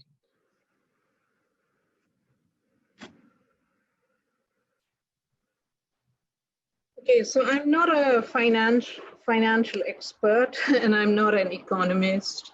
So a bit of a difficult spot for me to answer this question. But I think, Leonie, fundamentally, I think when we look at what is responsible for the fact that 2.4 billion people lack sanitation and half the number lack access to safe drinking water, water supply for domestic use, I think it boils down to the fact that if you look at the national budgets across these developing countries and you look at the finances that have been allocated for water supply and sanitation, they're clearly not comparable to meeting these gaps. So fundamentally, I think, I think the entire development community, in my view, and maybe that's a bit of a radical view, does great disservice by, in one way, by sort of intervening in small pockets and areas through projects and programs, because it in some way legitimizes the underspending by the national governments, which is, if you, yes, you're talking about poor countries, but if you look at the proportionate spending, for example, in India on defense and on water supply and sanitation, there's a clear argument to be made for much more concerted investment in these areas. And Isha Ray, you've probably heard of her from the United States, who's worked long and hard on these issues, talks about that the fact that these are transformational investments that have to be made by the government in these supposedly mundane sectors like water supply, sanitation, energy for domestic use, etc., which have consistently, been under budgeted for across national governments. So on the one hand, by intervening and addressing these gaps, the entire global development community, obviously with very good intentions to provide services to the unserved and underserved, but in some ways it's also legitimizing the underspending of national governments. So the question then arises as to, how do you negotiate? So I don't think I'm really answering the question that was thrown to me. How do you create more money for these sort of projects and programs? Because I think that to me is not the way forward. I think for me, the way forward is that the funding for these initiatives by various external actors, including the private sector, must not happen, without negotiation and bargaining for intervention by national governments and improvement in spending for WASH. So I think I've probably turned the question on its head, but this is what I would really like to say. Thanks. Thank you, Deepa. I actually think it's an important issue that it's not a single entity that delivers on any of these projects, that these are about partnerships and collaborations for success. And as such, we need to be not looking to one, or you said that there is a need for the government to do it, but I think there are multiple partners and players that can make these a success. Would others like to address the question about financing of these projects and how to scale them up? I see Lisa unmuted her mic, so maybe she wants to go ahead. Yes, I wouldn't mind. I want to say just shortly that I think that there's a lot of opportunities right now. Donors are under pressure to deliver on gender-related issues. So, and let's be honest, that often, of course, also donors just jump on this wagon and will finance things just to tick a box. But if this is an opportunity for projects to do something meaningful, why not get money from someone who doesn't know really why they're doing it, but it gives you an opportunity to do good work. So I think that that's, sometimes it's a trade-off. But I think there's opportunity to educate donors and governments who work with donors. From what I understand, in different regions, it's different ways, but a lot of the donors will give money to the governments to then implement projects. So partnering and getting the buy-in from the government wherever the project is working may be important also, in addition to just getting the donor funds. But I would say there are opportunities. Gender transformative approaches are the sexy phrase right now in a lot of the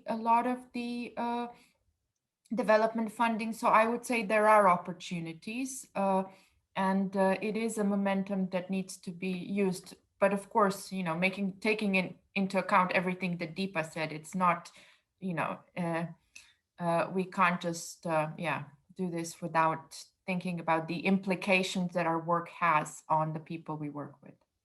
Great. And Lisa, can I just follow up with a specific question? When you say donors, could you please either provide an example or a group when you talk about donors in this case? So, for example, in the case of GWP, we have been we're currently supported by several governments. So, for example, the government of Austria and the development funds there, they were particularly interested in having a project that would have gender marker 2 according to the OECD gender markers. And they came to us to work and develop a project that is really about gender transformative approaches in water and climate sector in Africa. So, for example, that's one case. You have governments that have whose development policies are based on feminist principles, and they are particularly also interested. I think it's Canada, Australia and Finland, or, I'm not 100% sure, but I know that there are 3 governments that have, for example, feminist development policy. So those are, good to work with. Under the SDG work, again, a lot of pressure to develop gender-focused work and align all the SDGs with the gender SDG. So I think there are many opportunities, and I don't think there is a single donor right now that would accept a project that didn't have at least some gender element. So I think that's a good sign. Excellent. Thank you. And I know we have other panelists that might like to jump in, but I feel our time has just come to an end. So I'd like to thank all of our panelists today. And whilst we only addressed 2 questions, we did get a chance to explore some of the issues around looking at institutional change and looking at financing for more work on the ground. So I think they're 2 important elements. Please jump into the Q&A, into the chat section and the Q&A, and we'll be sharing some of the results of those. So thank you. Thank you, Marriott, very much for the time. Well, thank you, Leonie. It's really nice, and there are a lot more questions which we will answer.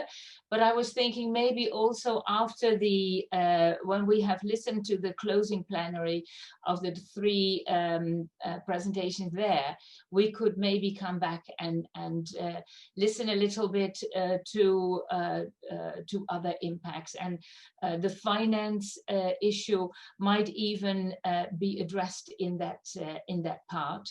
So thank you. It was very nice, and I hope you'll stay with us and maybe can join after the closing plenary.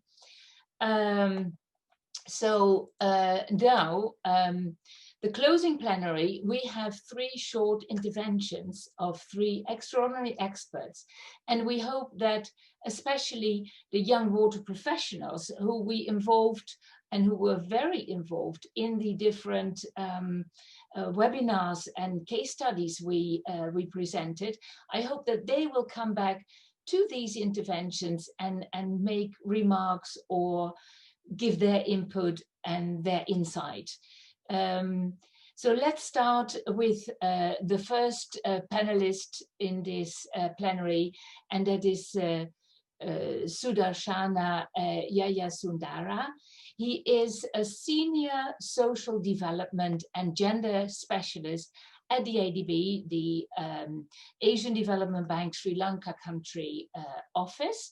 He carries over 13 years of experience in international development, working with diverse non-governmental, bilateral and multilateral agencies, and his area of expertise includes gender equality and social inclusion, monitoring and evaluation, education and community development.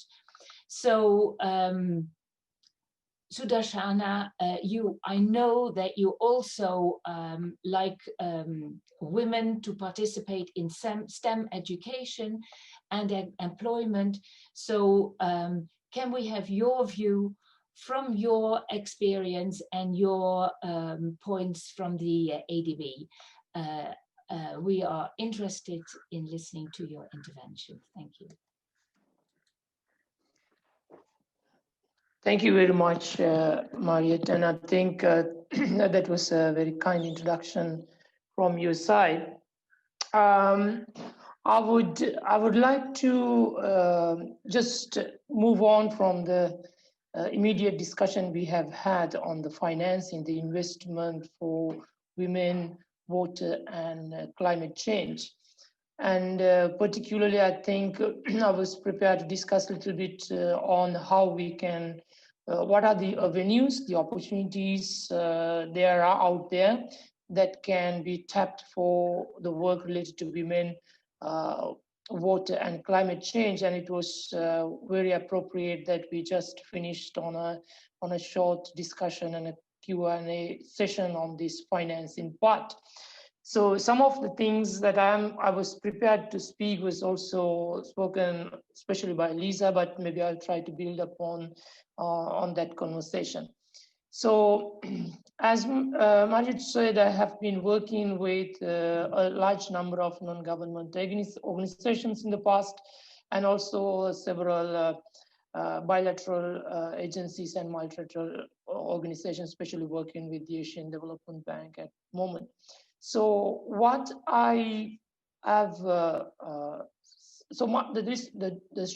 point that I'm going to share is my general observations about the investment opportunities, the funding opportunities that are available in these from these organizations, especially from bilaterals and the multilateral donor agencies, for the work on gender equality, women's empowerment, especially on this area of women, water, and climate change. So what I have seen in my work with a number of bilateral and multilateral organizations is that there is a significant and increasing focus on the area of engaging with the civil society organizations. And this comes actually from a couple of agencies such as Japan, government of Japan, government of Australia, and government of United States, especially the USAID program, with some specific funding that are made available for innovative work from the civil society organizations or NGOs. And once a year, I've known and I've seen that these funding envelopes are made available with very little of criteria and sort of selection criteria, and can quite comfortably be tapped by the organizations that are working, especially the civil society organizations that are working in the areas of gender, climate change. And even if you look at the multilateral organizations, agencies such as ADB, World Bank, AIIB, there is increasing focus to work with civil society organizations. And these organizations, the bilaterals, they generally fund the government, the government counterparts, the ministries of finance in the respective government, or the other ministries that executes their multi-million projects. But most of these organizations, especially in the case of Asian Development Bank, we have separate division that work on NGO coordination, civil society coordinations. And the work that we do with civil societies, especially the work that multilateral organizations do with civil societies, includes partnering with some of the innovative work that these NGOs or the civil society organizations implement, as well as critically involving them in the discussions and the consultations of maybe a country partnership strategy or in the design of a new project. So just to hear the views and views of these agencies, both from a development perspective and also from a social and environmental safeguard perspective. And that being said, I should also mention that, as Lisa exactly pointed out, this focus on gender equality and women's empowerment is being talked about by I would say every bilateral and multilateral organization. And this is thanks to the work by the feminist organizations, women's rights activists and organizations in the past. I think there is increasing focus among these organizations and in their strategies to look at to support the gender equality and women's empowerment work. And that is another platform that makes funding available for most of the work that are being done at the grassroots level.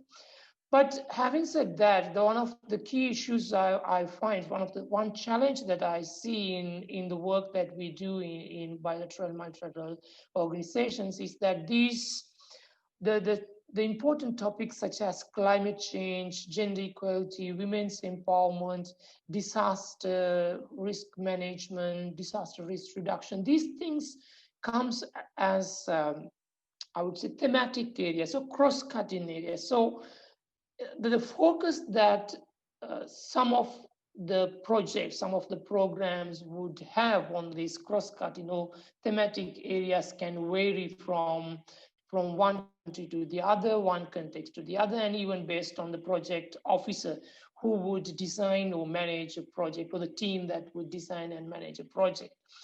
So that becomes one of the disadvantages to bring more focused interventions in the area of these women, water, and climate change. But at the same time, it also creates an opportunity for us to look at on how we can bring more, how we can sort of advocate for more resources. So one thing that we should actually look at when we work with when we look at the programming of the multilateral organizations such as World Bank, ADB, and AIIB, that their focus is completely on the sectoral aspect. So we, for example, in Asian Development Bank in Sri Lanka, we work on transport sector, we work on energy sector, education, agriculture, and more particularly the urban and water and sanitation. So the key point that the work that the civil societies, the networks, the grassroots level organizations that work on issues of women, water, and climate is to see how their work, their innovative approaches can be integrated into the sectoral dimensions of these large-scale programs and projects. And the other key few points that I'm just trying to finish in the next 1 or 2 minutes, but few areas that we should look at when we bring this conversation about funding and financing is that the multi-million projects funded by these multilateral organizations are not only supporting, I mean, there are important development impact, but any development impact can also have negative impacts as well.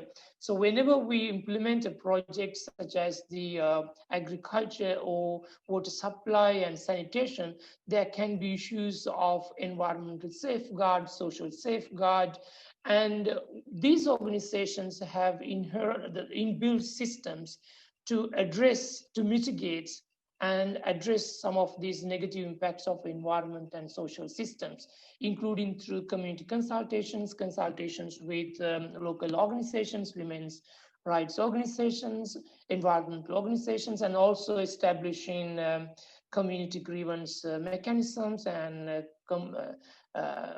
systems to compensate the people who are being negatively affected. So these systems can also be creatively utilized to look at how potential negative impacts of development work can be transformed, and how the funding opportunities available to mitigate those negative impacts can be diverted to support the women, water, and climate change initiatives. And the final point I just want to share is that all these organizations, be it multilateral or bilateral organizations, they are increasingly talking about innovations, research, data sciences, big data science, networking, and also forums and conferences that share best practices.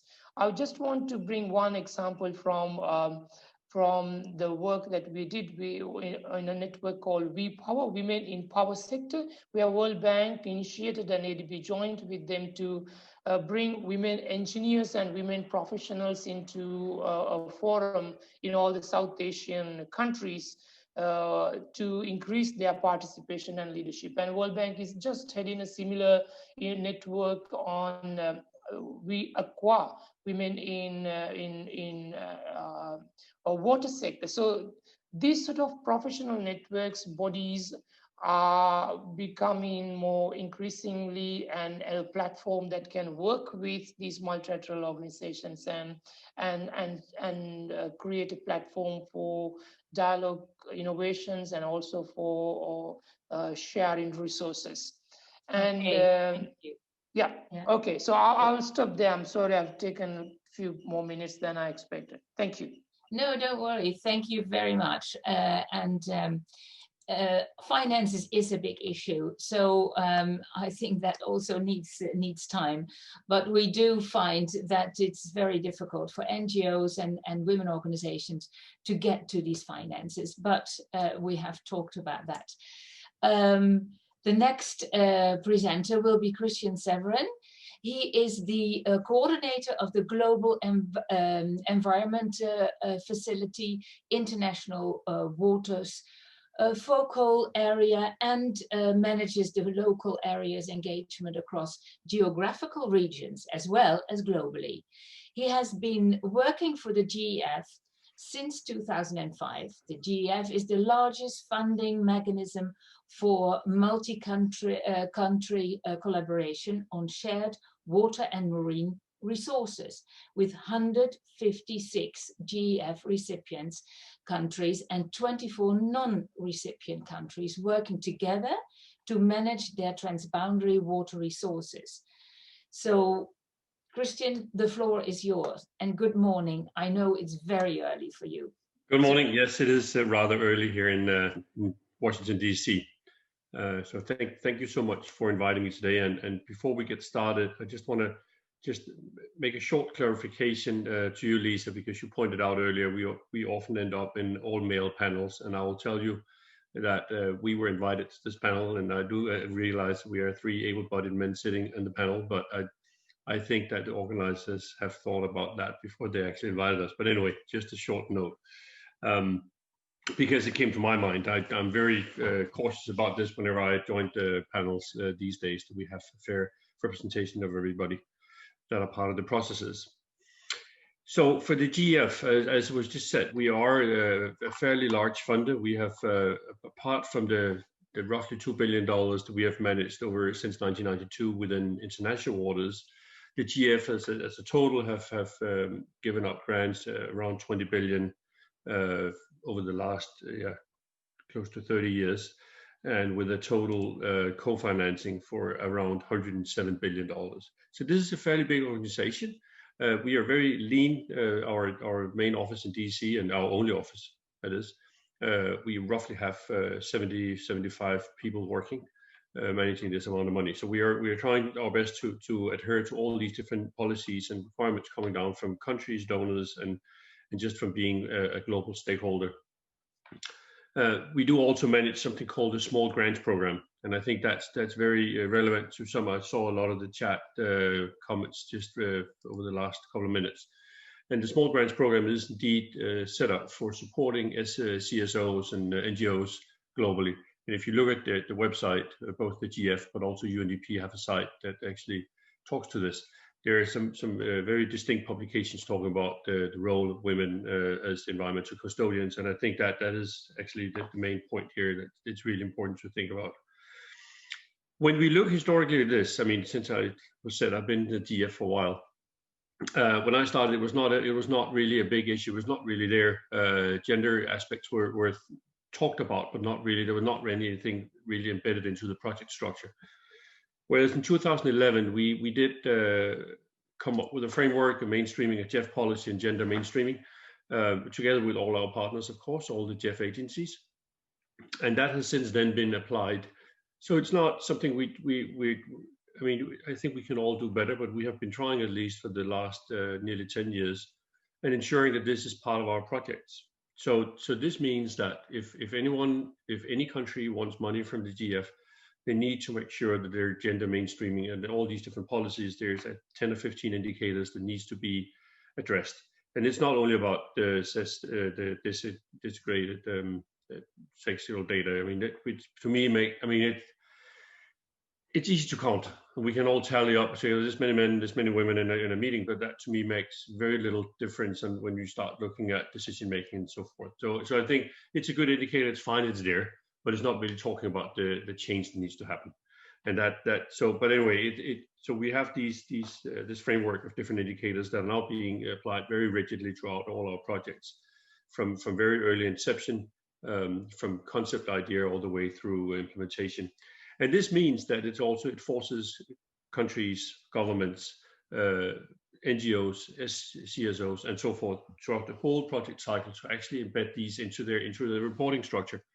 And you know, I know it's just one little part of the financing sector that we are part of, but still, if we ask that means that then if there's any loans associated with this financing, they also have to adhere to the SIP, right?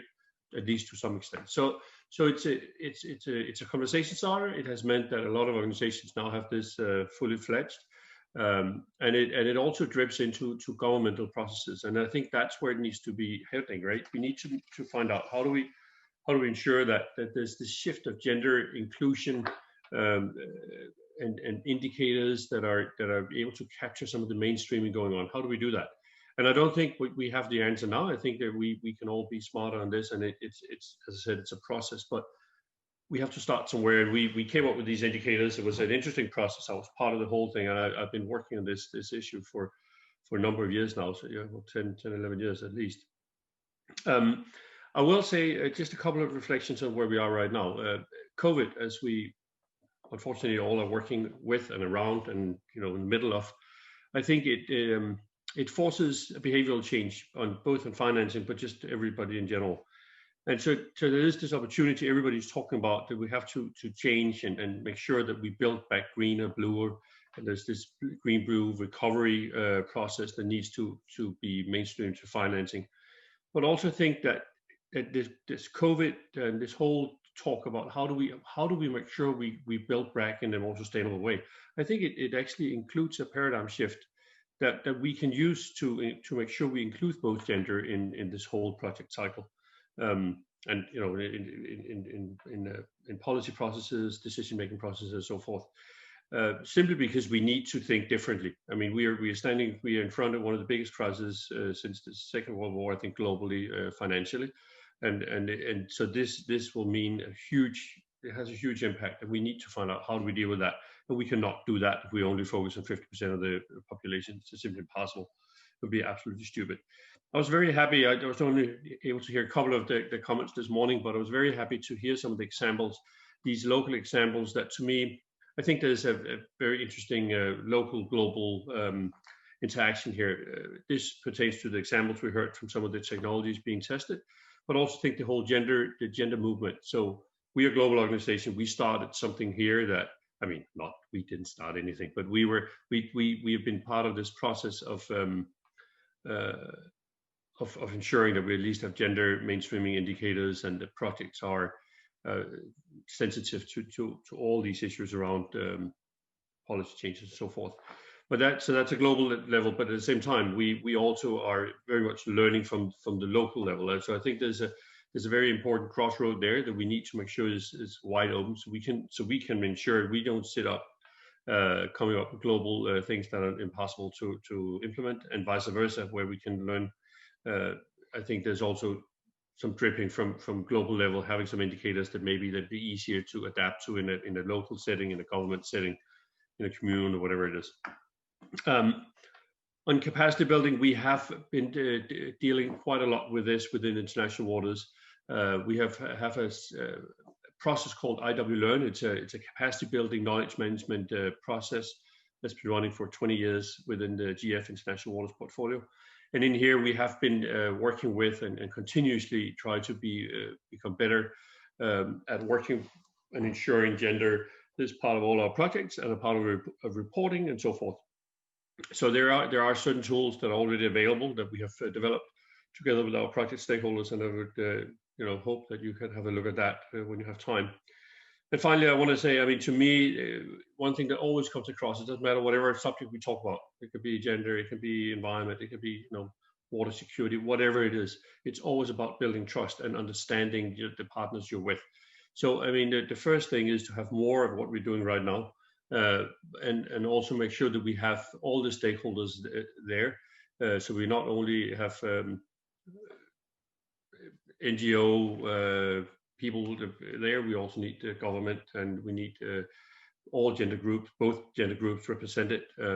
So I think that is a very important part of it. So we need to keep on raising the flag to demystify this, so it's not, so nobody is afraid of losing power, but you can see that you can actually gain both financial power and also political power if we do this together. there are some great examples from around the world where this is possible. So I think to me, it's this is the starting point, building trust, and I think we need to use science, the science to policy. That is a very important and very impossible at the same time part of what we're doing here. And I think that's what we can drive. We have the data sets, as Lauren talked about earlier. That's part of the answer to this. But the most important part to me is building trust, and I'm hopeful that I can be part of that process together with you. And I'm looking forward to hearing what you have to say today, and also the continuous process from here. Thank you so much. I'll better unmute myself. Thank you very much. And I can already see a question on that, but I think if we have time, we can come back to you on that. And that's why I would like to continue with Tom Mollenkopf. He is passionate about the central role that water and sanitation play in the social, environmental, and economic well-being of our societies. He is also a firm believer in the power of constructive engagement and evidence-based decision-making as the foundation of sound policy. Tom is a board member and president-elect of the International Water Association, IWA, and he is an independent advisor on policy, strategy, and governance. Tom, the floor is yours, and we might come back with some questions to the three of you. Great. Mariette, thank you so much for the introduction, and thank you for the opportunity to participate in this really very important conference. I wanted to take a slightly different approach in my remarks. Many of you will be aware of the Japanese proverb, "Vision without action is a daydream. Action without vision is a nightmare." And throughout the course of this conference, what we've seen is a series of inspirational and practical case studies. And they've been driven by a powerful vision, but they have meaning because they've been action-oriented and results-driven. The vision of this conference, the theme, as all effective visions are, is a powerful one. It tackles three critical issues: gender inequity, inadequate planning and delivery of water and sanitation, and inaction around climate change. So for me, what's resonated with the presentations over the course of this conference is the pivotal role that leadership plays. So for some of us, when we look at these presentations, we see technically clever or practical elements. And we in the water sector love our engineering solutions. I'm not an engineer, so maybe that's why what I find energizing is that the projects we have seen demonstrate not only sound technical and scientific elements, but also community and political engagement, an energy, a passion, a desire to see change for the better, and action to back it up. So, I mean, maybe if I can ask those who are watching, listening, to think, what do they think is great leadership? I mean, can they think of a fabulous leader? In my day job as the CEO of the Peter Cullen Water and Environment Trust, I ask candidates in our leadership programs this question, and many of them come back with classic responses around, they will give an example of a great political leader, Mahatma Gandhi, or George Washington, or Nelson Mandela, or the current New Zealand Prime Minister, Jacinda Ardern. But the answer I remember most was from a young woman who described her grandmother as the finest example of a leader. Her grandmother had no formal qualifications. She had no executive management role. She didn't seek political office, but she activated her community through fundraising efforts, through local initiatives like establishing a food cooperative for unemployed people in her town, or agitating for a multi-gender sports facility, and by making sure that people felt welcome at local events or actively encouraging others to take on community roles. She was a connector, someone who didn't just talk about things, she did things. And at a time when I think so many of us feel that our political leaders are not offering us leadership, we have a choice. We can become disillusioned and disengaged, or we can take action and be leaders ourselves. The International Water Association plays a key role in leadership. Its vision is a world in which water is wisely, sustainably and equitably managed. And its tagline is, in fact, inspiring change. If we think about the themes of this conference, IWA is clearly actively at the forefront of raising awareness about the impacts of climate change and water. But only in recent years has it turned its attention to gender equity and social inclusiveness. We have our own challenge. We must continue to do this because it enriches our programs and it provides additional insights and approaches that make us more effective. And because it's equitable, it's the right thing to do. IWA's focus over recent years, over its life, in fact, has been mostly around good science and practice. We've been very, very good in our engagement with academic and research sectors, and we have strong engagement with utility practitioners. And I think this technical focus mirrors the approach of many participants in the water sector. But to return to my thesis, while good science is critical, it's not enough. For us to be truly effective, good science must inform policy.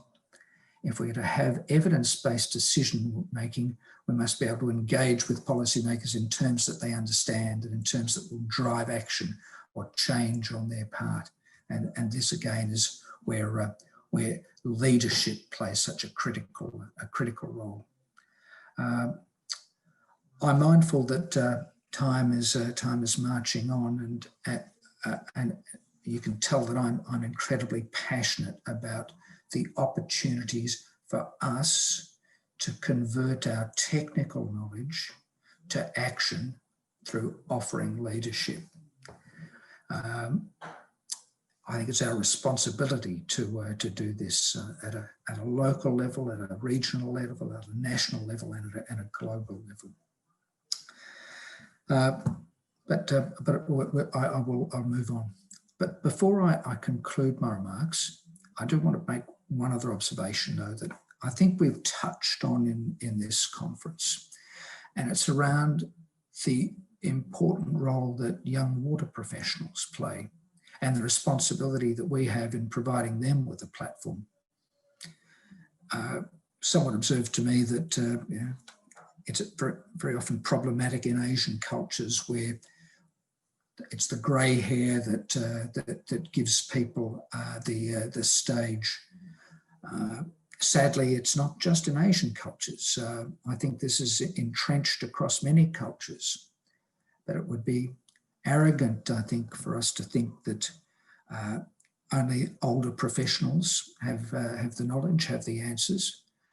But it would also be dangerous to exclude the fresh approaches, the innovation and the enthusiasm of our emerging water leaders. And so I think one of the things that I carry forward into my term as president of IWA, and I hope that others will embrace, is the opportunity not just for us to be strong around gender equity, social inclusion, but also around avoiding ageism. So I guess my final comment then is that I'm very happy to commit to the themes of this conference: women, water and climate. And I hope that I'll be able to join with you in pursuing that agenda. Mariette, thanks very much. Well, thank you. Sorry, Tom. Thank you very much. This is very enlightening, and it's indeed, leadership is important. It is, and we already, as we in this case as Women for Water Partnership, we already try to really get women on the stage, get the leadership from women, and try to educate and make people aware of women leadership. That is something that is very, very important.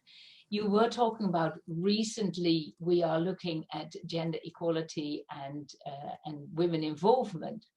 I must say we already started in 1992. I mean, that might be recent for you, but that is the Dublin Principle 3, where for the first time women were included in the to be pivotal for the water sector.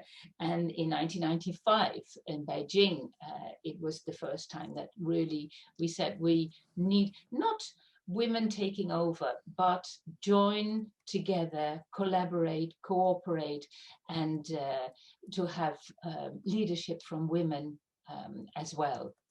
So I think all your remarks have been really, really helpful and sort of pinpointed on what we have been trying to sort of bring forward with all these different case studies.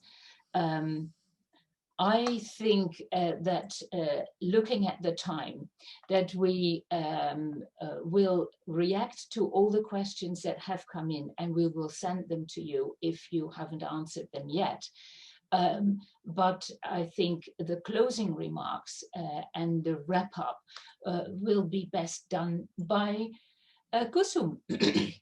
And Kusum has a deep interest in crossing disciplinary and academic boundaries, from languages and cultural studies to development studies, primarily environmental related.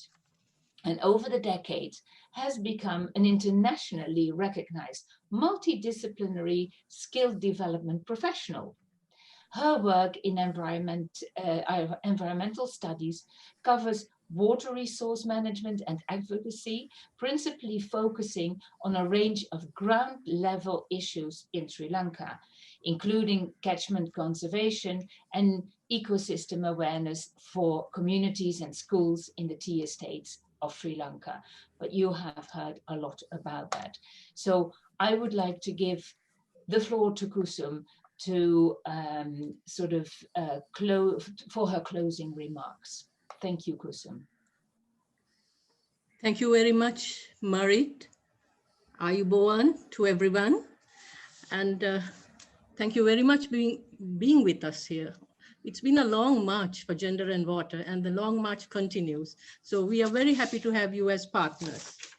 Let me start off by thanking SCI for supporting this activity. At the beginning of the year, when this triumvirate of partners, Soroptimist, Women for Water, and NetWwater, got the grant from SCI, we were delighted, we were absolutely thrilled. And we started planning for the in-person conference in Sri Lanka. But soon the ambulances started, sirens started all over the world. The bells started to toll, and we were almost all of us were in total lockdown.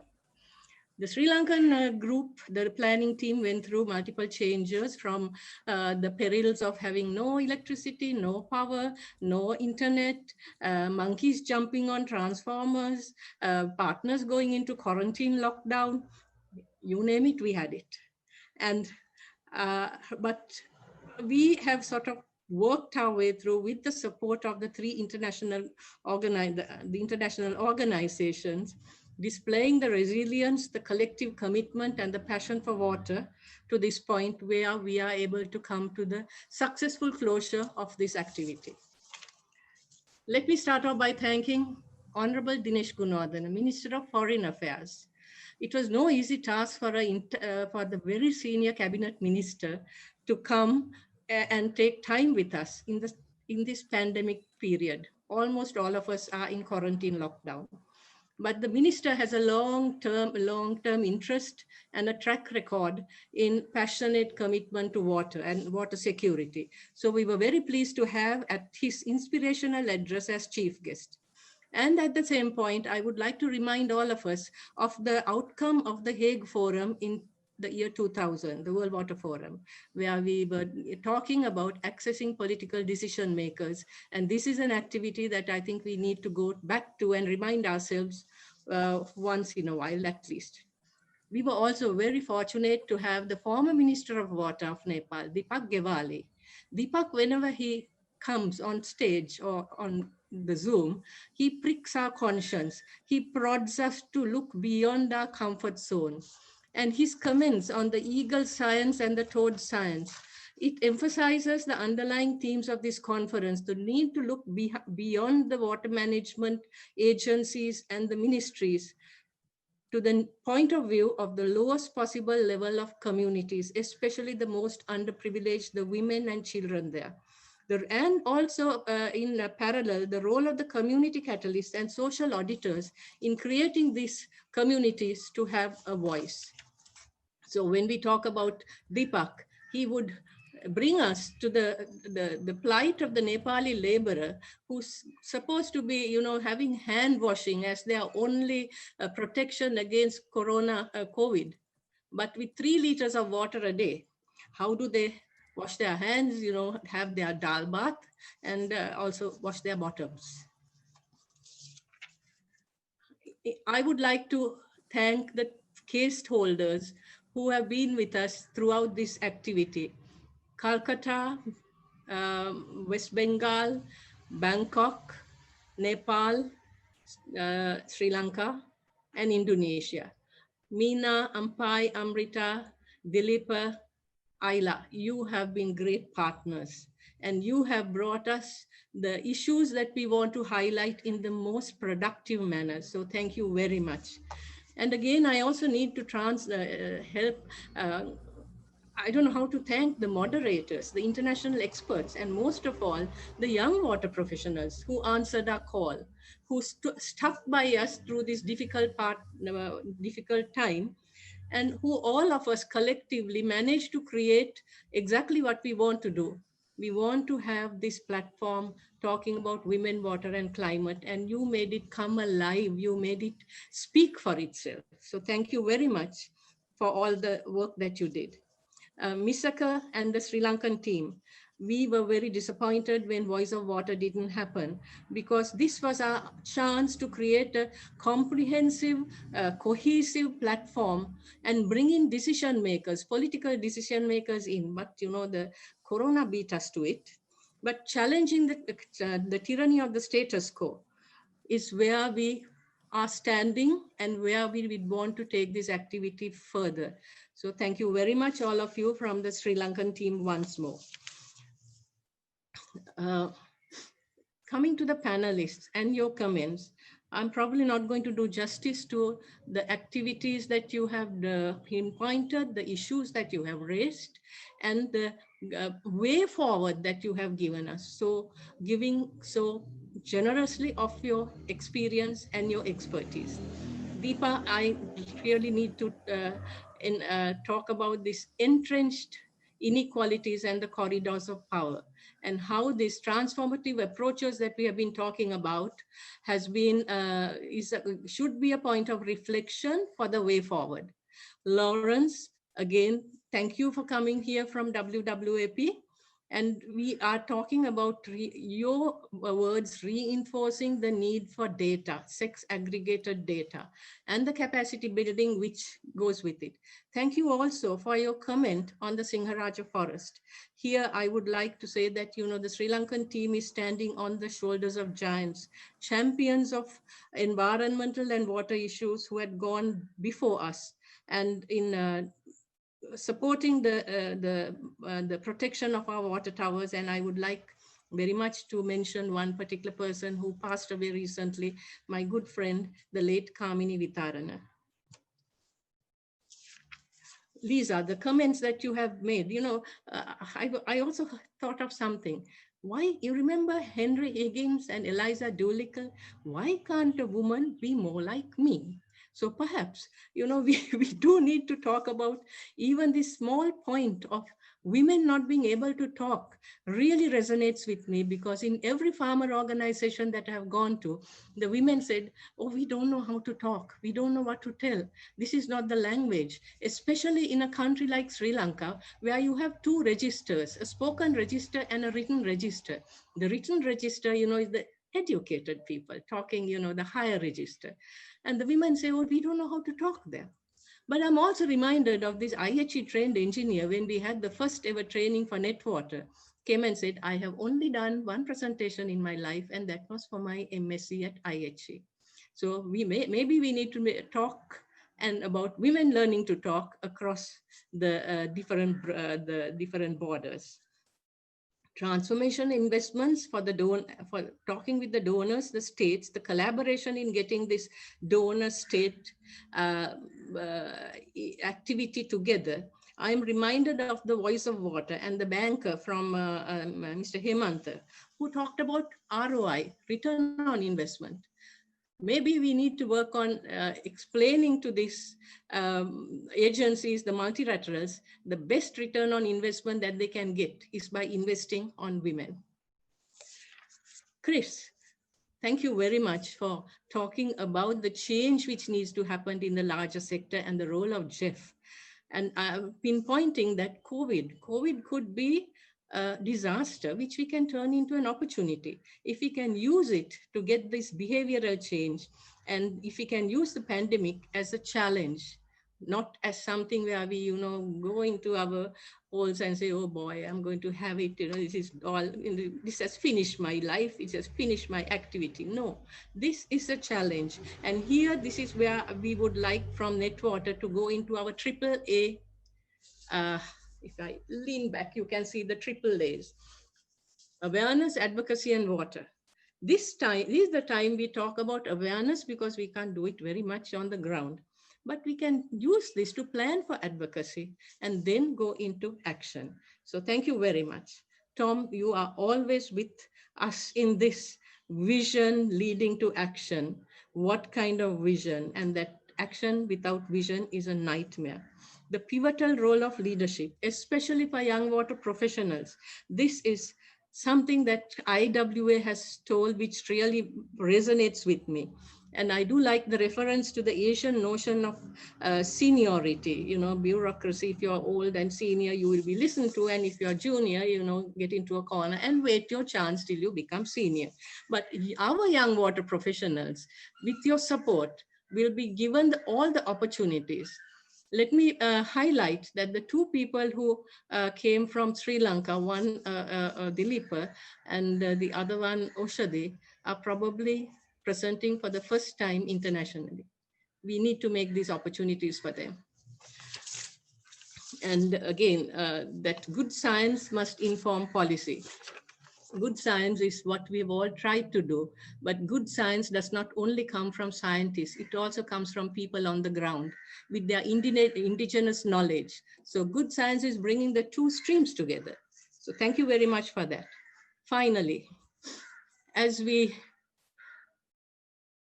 head into the winter of our discontent collectively, with more lockdowns looming, instead of doom scrolling, instead of being on a extended corona vacation, having our quarantine, let us, the privileged few who are on the right side of the digital divide, move, because the danger is very much there, that we would be very happy in our comfort zones, that we would become laptop warriors. Let us move into the awareness, advocacy, and action mode. And that way, we can become super spreaders of the water voice and flatten the curve of water insecurity. So, thank you very much, friends. And I leave you with this wish. Stay positive, but test negative. Thank you.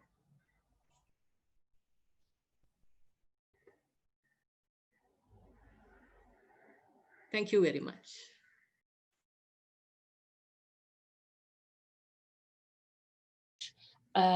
Thank you, Kusum, for thanking everyone. Thank you to SEI again. Thank you to all our collaborative partners. Thank you very much. And I hope to stay in contact with all of you so that we can make a proper and impactful way forward, where all the items that we have highlighted will come forward. Thank you very much.